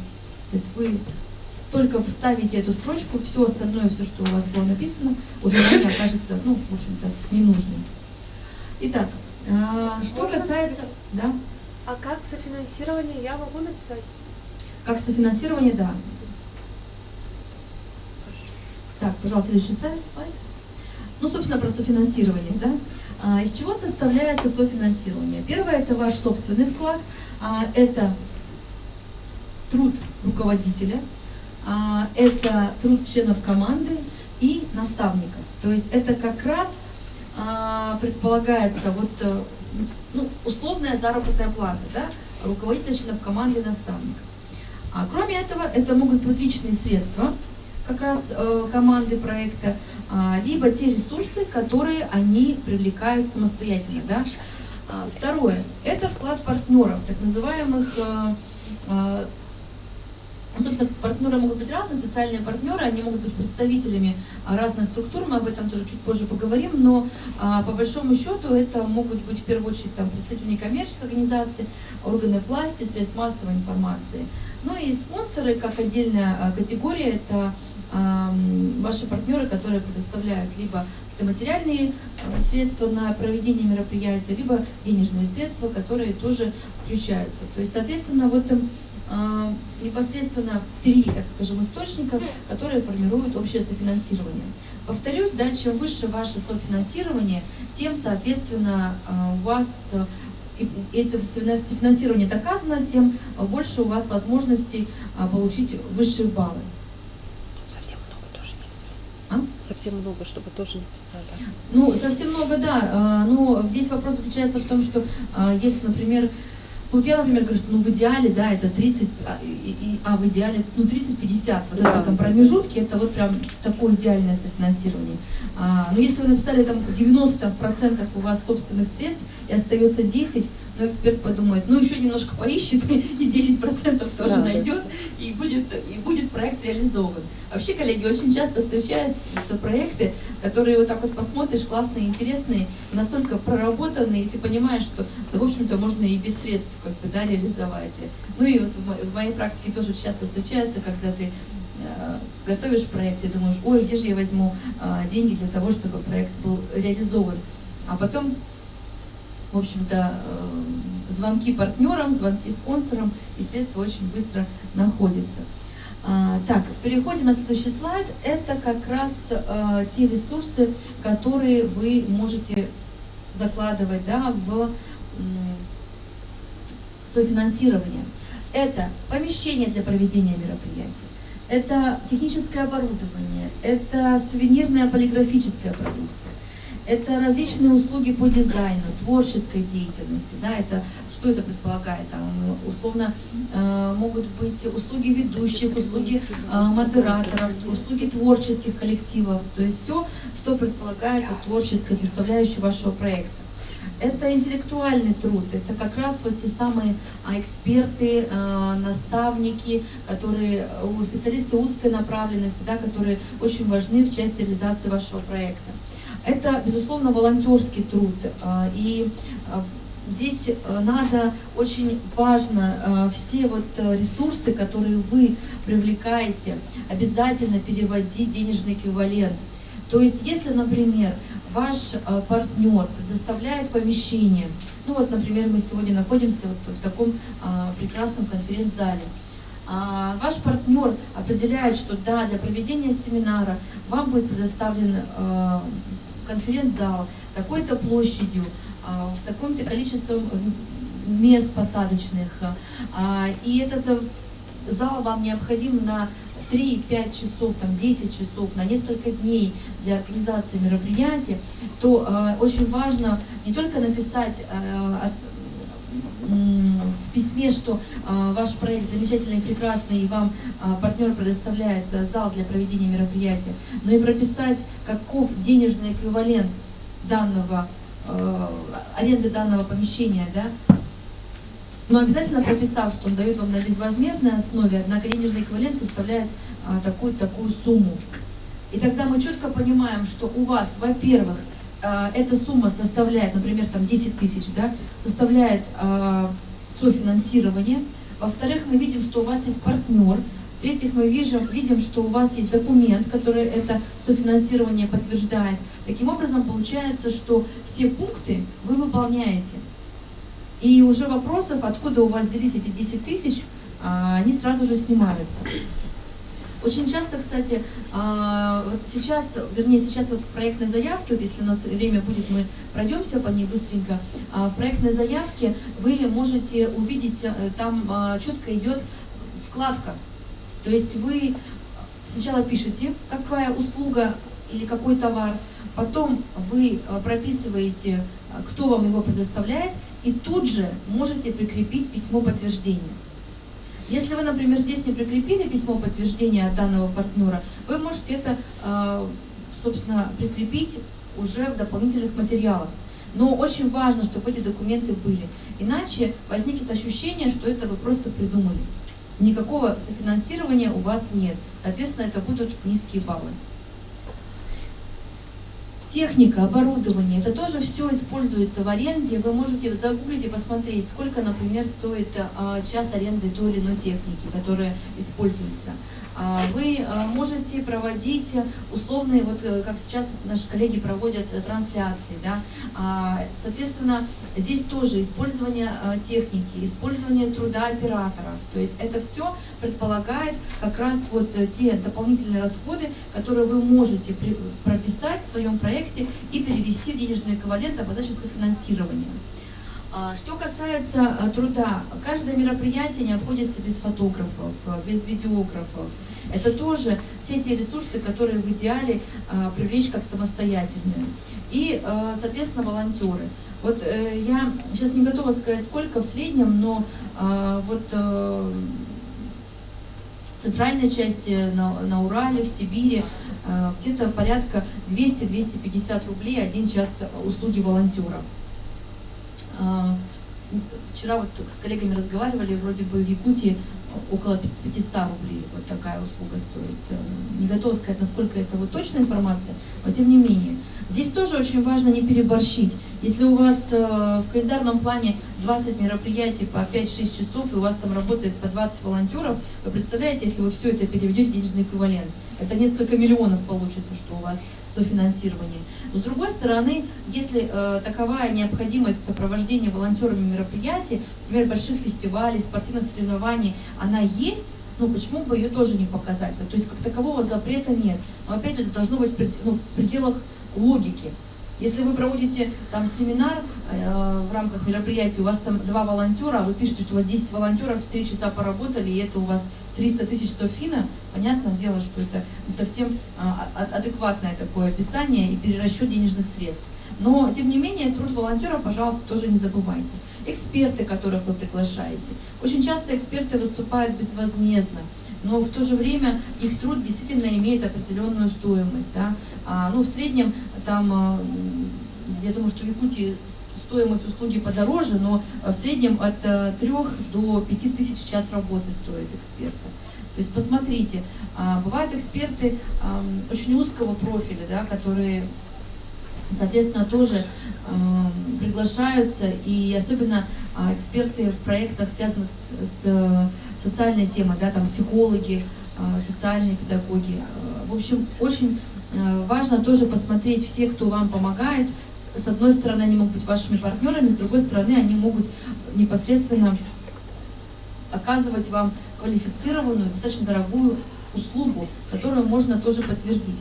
А если, например, ваш эксперт является представителем какой-то организации, некоммерческой организации, либо бюджетного учреждения, либо университетов, колледжей и так далее, то в идеале, конечно, составить письмо поддержки на фирменном бланке. Если же это люди, которые, скажем так, на фрилансе, то тогда, конечно, они могут написать просто официальное какое-то письмо, да, обращение в ваш адрес, указав все свои реквизиты, кто они, там, какая у них квалификация, да, и почему они признаны экспертами, и сколько в среднем стоит их услуга. Потому что знаю, что много экспертов-фрилансеров, которые, в общем-то, тоже вполне могут подтвердить свой вклад. Итак, несколько раз мы уже говорили, следующий слайд, пожалуйста, говорили о партнерах, да, собственно, кто эти партнеры могут быть и где вы можете эти самые письма поддержки и письма, подтверждающие софинансирование, взять. Первое – это органы власти различных уровней. Вы можете обратиться и в министерство, и в департамент, и в управление по профилю вашего проекта и получить как раз поддержку.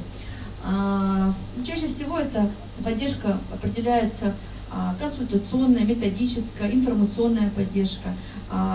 И в идеале, конечно, если они вступают с организаторами вашего проекта, вам организационно и материально в том числе помогают.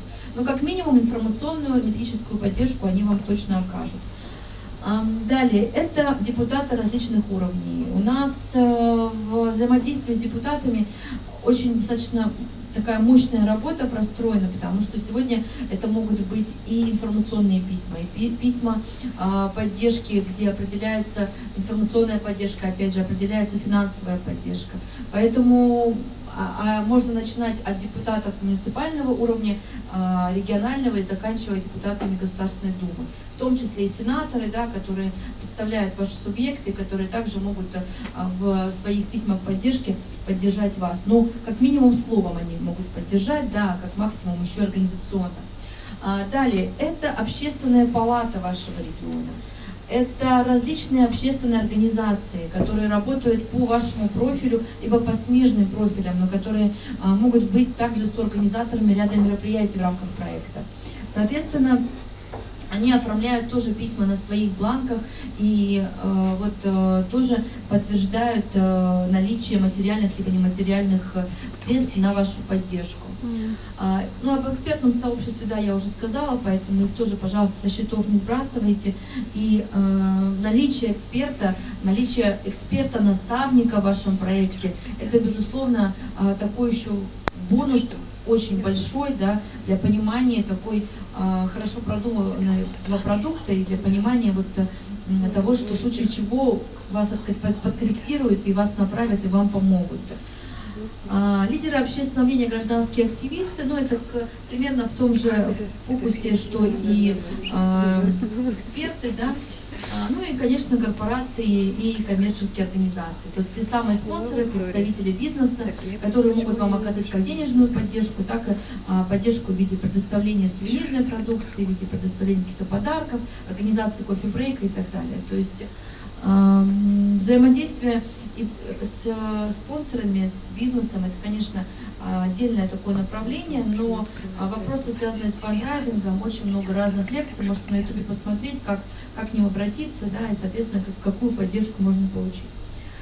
Средства массовой информации и блогеры. В данном случае усиление вашего проекта и поддержка вашего проекта с средствами массовой информации, блогерами, дает возможность усиления и возможность большого информационного охвата. Если вы смотрели, уже заполняли грантовые заявки, вы видели, что там в этом году впервые появился отдельно блок, связанный с медиапланом. То есть это очень важное направление, которое вам необходимо уже сейчас проработать, чтобы понять, где ваши мероприятия будут освещаться. Не только в ваших социальных сетях, не только на ваших страничках и страничках ваших коллег, но и на тех информационных ресурсах, которые, собственно говоря, вы уже сейчас как партнеров проработаете.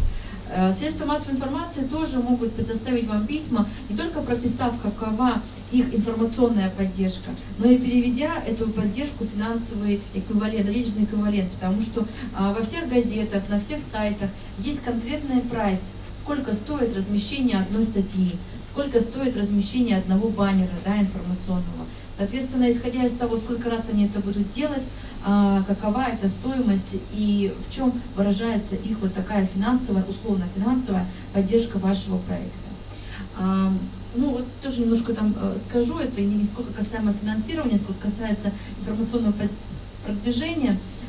Старайтесь не только условно прописывать ваш медиаплан в заявке и прописывать какие-то готовые уже статьи, да, но и все мероприятия стараться ввести в формате стрима, да, в формате лайв, чтобы чем больше людей на разных ресурсах, чтобы как можно больше людей узнавали о вашем проекте. С одной стороны, это расширение целевой аудитории вашего проекта, а с другой стороны, это популяризация социальной деятельности среди молодежи. И с третьей стороны, это, конечно, огромная возможность привлечения новых партнеров, которые могут быть для вас важны в части поддержки ваших проектов. Ну, следующий слайд, я уже сегодня несколько раз об этом говорила, про письма поддержки. Что еще раз обратите внимание, если мы говорим об официальных органах власти, если об юридических организациях, о бизнес-структурах, все те, кто использует в своей деятельности, ну, собственно, установленные формы писем, то обязательно должны быть конкретные бланки, где четко должно быть обращение к грантодателю. Кто является в данном случае грантодателем? Кто является грантодателем? Росмолодежь. Значит, письмо вы пишете на имя руководителя. Пусть сами назовут имя. Назовите имя руководителя Росмолодежи. Александр Вячеславович Бугаев. Какие молодцы. Сейчас сразу вспомнился тест. Да, у нас был когда мы вопрос. проходили обучение, в том числе эксперты проходили обучение, прежде чем подать заявку на конкурс по формированию экспертного совета. Там нужно было по итогам обучения пройти тесты. И вот один из вопросов был, как зовут руководителя. Соответственно, такой тест на внимательность, я бы сказала. Вы молодцы, знаете. Итак,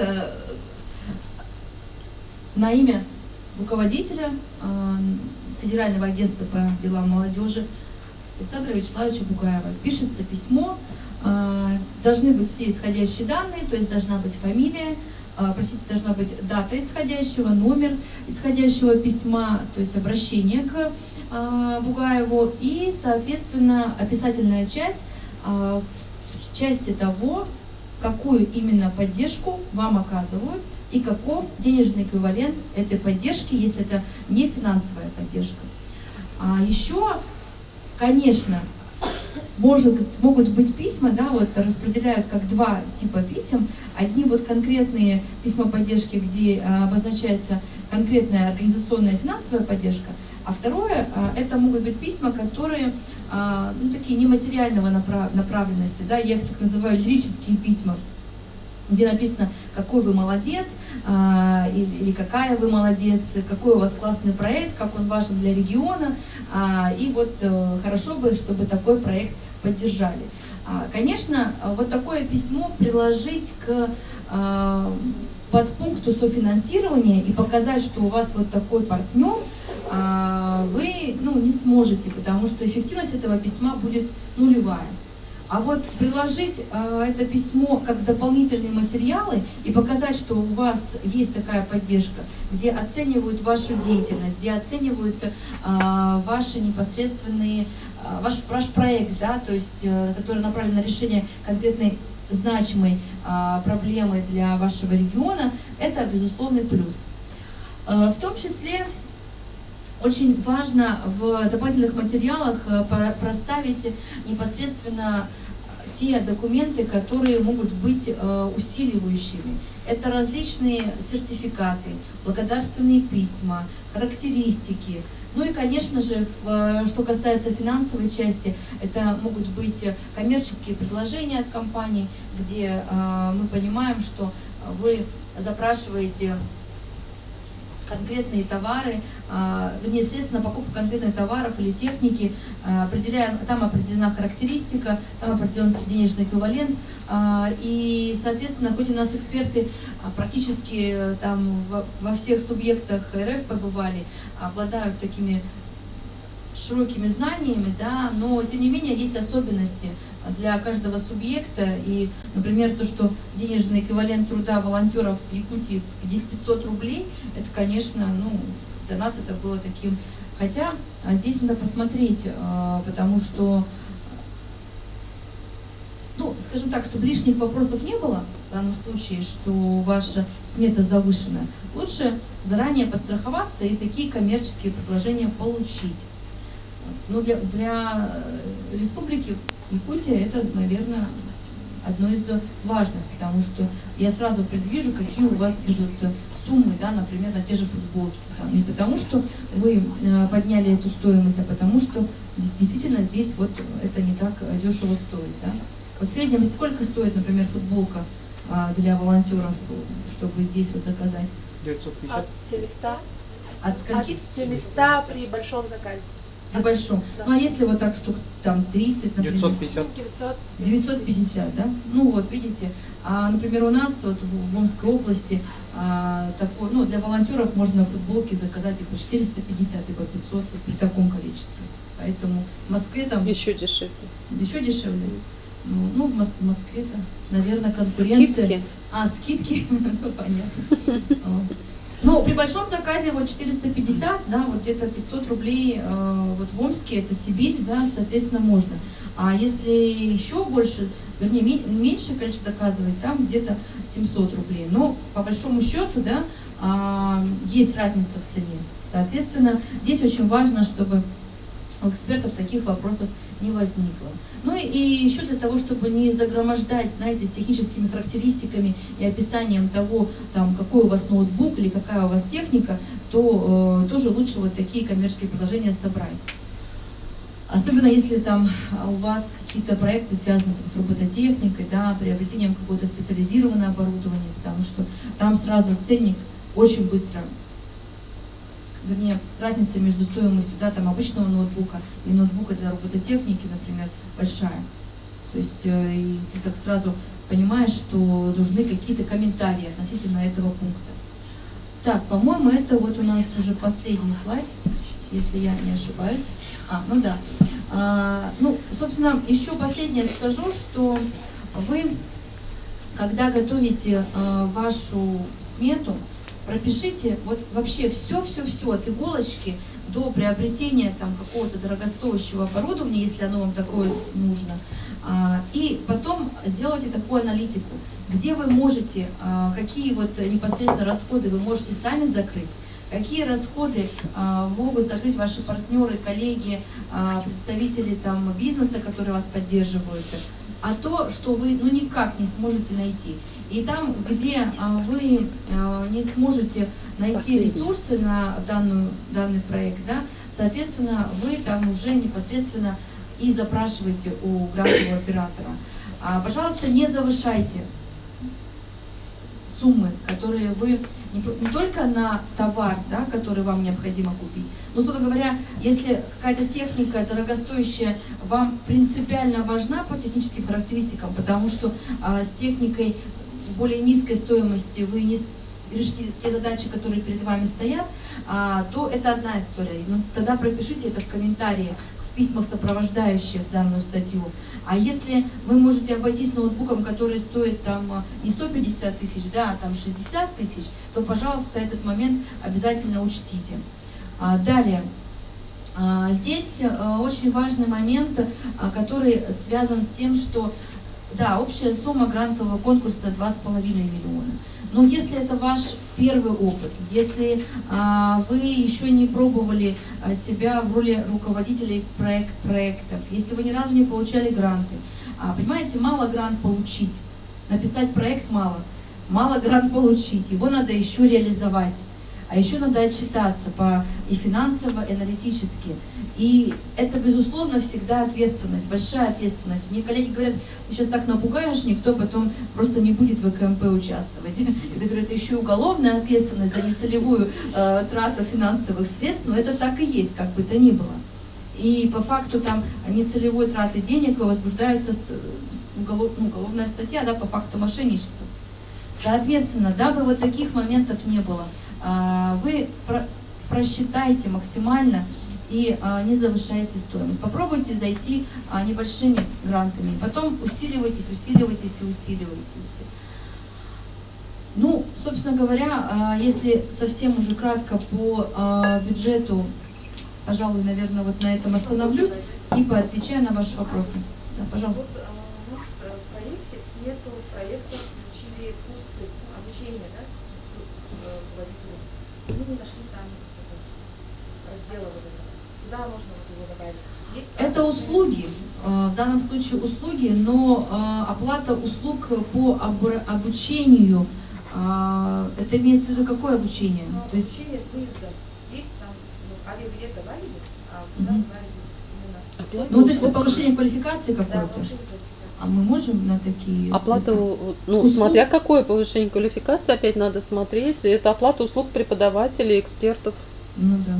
Ну, то есть, Таких с другой специалистов. стороны, получается, что вы, что это за повышение квалификации? Если оно нужно для реализации проекта, то значит вы собираете в команду людей, у которых недостаточно квалификации. Тогда Это тоже получается неправильно, выбивается из... Тогда слова повышения квалификации нельзя писать. Да, то есть здесь очень тонко нужно посмотреть, что вы хотите. Вообще, коллеги, вот если немножечко так отличиться от ВКМП, то есть два момента. Вот, например, непосредственно для фонда президентских грантов, для НКО, точно знаю, что такое повышение квалификации в рамках деятельности по реализации проекта руководителя проекта, либо членов команды, которые обучаются, а потом приезжают и оказывают какие-то услуги, чаще всего это какие-то услуги в социальной сфере, да, там, в части там, реабилитации людей с инвалидностью и так далее, такие услуги точно возможны. Я знаю, что, ну это я ответственно знаю, что в рамках Всероссийского конкурса «Добровольцы России» в прошлом году впервые была такая статья введена специально, что вы можете, победители могут заложить средства на повышение квалификации руководителя и членов команды. Вот прям так и шла строка повышение квалификации или по прохождение каких-то курсов специализированных. Это точно можно было. В рамках ВКМП запретов на это нет. Но и прямых каких-то, скажем так, рекомендаций тоже. Здесь надо посмотреть, насколько вообще вам это нужно. Можно я добавлю? Да. Вот, с точки зрения, да, высшего образования, мы с Людмилой много лет проректорами отработали. И здесь вы имеете в виду повышение квалификации как дополнительное образование, где выдается сертификат установленного образца, либо повышение компетенций в сфере социального проектирования. То есть в зависимости от того, как вы это напишете, как подадите, это будут разные подходы. Либо здесь профподготовка на основании гослицензии, либо здесь просветительская деятельность по формированию проектного мышления. Это разные вещи. Поэтому нужно понимать, нужно понимать в рамках вашего проекта, что это конкретно будет. И очень важно, потому что если вы напишете вот эти два слова, да, это один подход. Если вы напишете два других слова, это другой подход к оценке проекта. Здесь надо... Ну, надо будет, да, на этапе консультации обязательно этот момент не забудьте. Ну, мы увидим, на самом деле. Конечно. Но, ребят, если вы сомневаетесь, что та или иная статья вот вроде как не разрешено, вернее как, не запрещено, да? Или же, соответственно, вы сомневаетесь, можно либо нельзя, то вот старайтесь каких-то таких статей лучше не связываться с этим, чтобы потом у вас не было проблем. Вот. Но обязательно, если точно можно, значит можно. Если точно нельзя, значит нельзя. Там, где сомневаетесь, попробуйте либо сформулировать наименование услуги, либо товара так, чтобы к вам не придрались, либо вообще уберите. Я по принципу нет статьи, нет проблемы. Поэтому не связывайтесь лучше. Да, потому что каждый эксперт может трактовать по-своему. Вот Конечно. как я сейчас, допустим, у меня одно мнение, у Светланы другое. и может быть нестыковка. Так, Поэтому коллеги, эксперты 3 смотрят проекты. Хоть мы и руководствуемся постановлением, хоть у нас есть методические рекомендации, есть четкие критерии и обоснование тех или иных баллов по критерию, но все равно мы тоже люди, эксперты тоже люди, и субъективное мнение и субъективное восприятие того, что вы написали, и на что вы закладываете средства, в том числе и вот по стоимости того или иного товара, да, оно субъективным остается. Отсюда и разница в баллах, отсюда и 3 эксперта смотрят, а не 1. То есть поэтому постарайтесь максимально разные спорные моменты, которые могли бы возникнуть, максимально нивелировать, чтобы проблем у вас не было. Мне вот тут подсказывают, что время у нас уже на первую часть встречи завершено. Сейчас будет небольшой кофе-брейк, где давайте, коллеги, договоримся в течение 15-20 минут максимум, да? Да. 15-20, Петр, 15-20 Можно я тоже? минут. Можно, да? Да, Можно я секундочку. тоже? 15, буквально 20 секунд, Минут. 20 минут, да. Отведем на кофе-брейк и продолжим уже работу. Можно вопрос? Давайте вопрос Мы короткий. договорились, именно счет в Сбербанке должен быть или в любом Да, в банке? Сбербанке. Только в Сбербанке. Ну, рекомендовано в Сбербанке, но там уже, я думаю, Мадина Валерьевна скажет. Мгм. Да. У Потому меня что, тоже вопрос есть. Сейчас у Когда них вы случай. говорили, что есть конкурсы для вузов. да. Именно по конкурсу ВКМП есть такие конкурсы? Да, Да. вот он сейчас и принимает заявки. До 15 миллионов, сумма очень внушительная. Но это для юрлица. Да. Я понимаю. Да, да. Но конкурс уже идет, поэтому, в принципе, он также до 7 апреля, только до 14:00 Да. по московскому времени идет прием заявок. И там 12 номинаций, а не 9. Да. Немножко расширено. По каждой номинации можно 3 проекта написать, но заявка одна единая должна быть. То есть, по сути, 36 проектов можно упаковать. Мгм, да. Так, Светлане Михайловне даю слово, и мы потом идем на кофе-брейк. Ну, можно я не буду выходить туда? Коллеги, у нас к вам есть вопрос. Вот сейчас мы вам дали очень много информации. Те, кто записывали, на базе вот той информации, которую мы говорили, вы уже можете в свои проекты внести правки. У нас есть еще одна презентация по методическим рекомендациям, как заполнять проектную карту. Вам это надо? Или мы после кофе-брейка начинаем консультации? Консультация. Тогда поднимите, пожалуйста, руки, чтобы мы посмотрели, сколько проектов мы сегодня услышим. А рекомендации, которые на сайте были? Да. По этой презентации? Да. Да. Тогда консультации. Посчитайте, пожалуйста, уважаемые организаторы, сколько у нас проектов на консультацию. 5. Мгм. Очень хорошо, 5 проектов. Во время консультаций мы будем давать рекомендации по каждому проекту индивидуально. Те, у кого нет проектов, вы можете садиться рядом, чтобы послушать, как мы консультируем, какие вопросы задаем и как какое поле можно доработать, подкорректировать и чем наполнить. Поэтому те, кто без проектов, мы рекомендуем не уходить, а присоединяться, садиться прямо рядышком, и мы будем рассказывать, а вы будете слушать. Ну и, соответственно, будете дорабатывать свои проекты.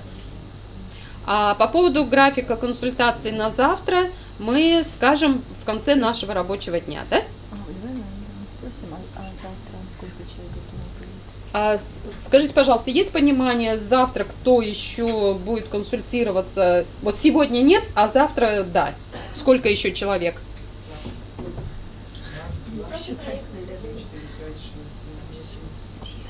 Еще есть плюс 9. 5 плюс 10. 10. Значит, завтра 15. Мгм. Нет, это дополнительно руки подняли, да?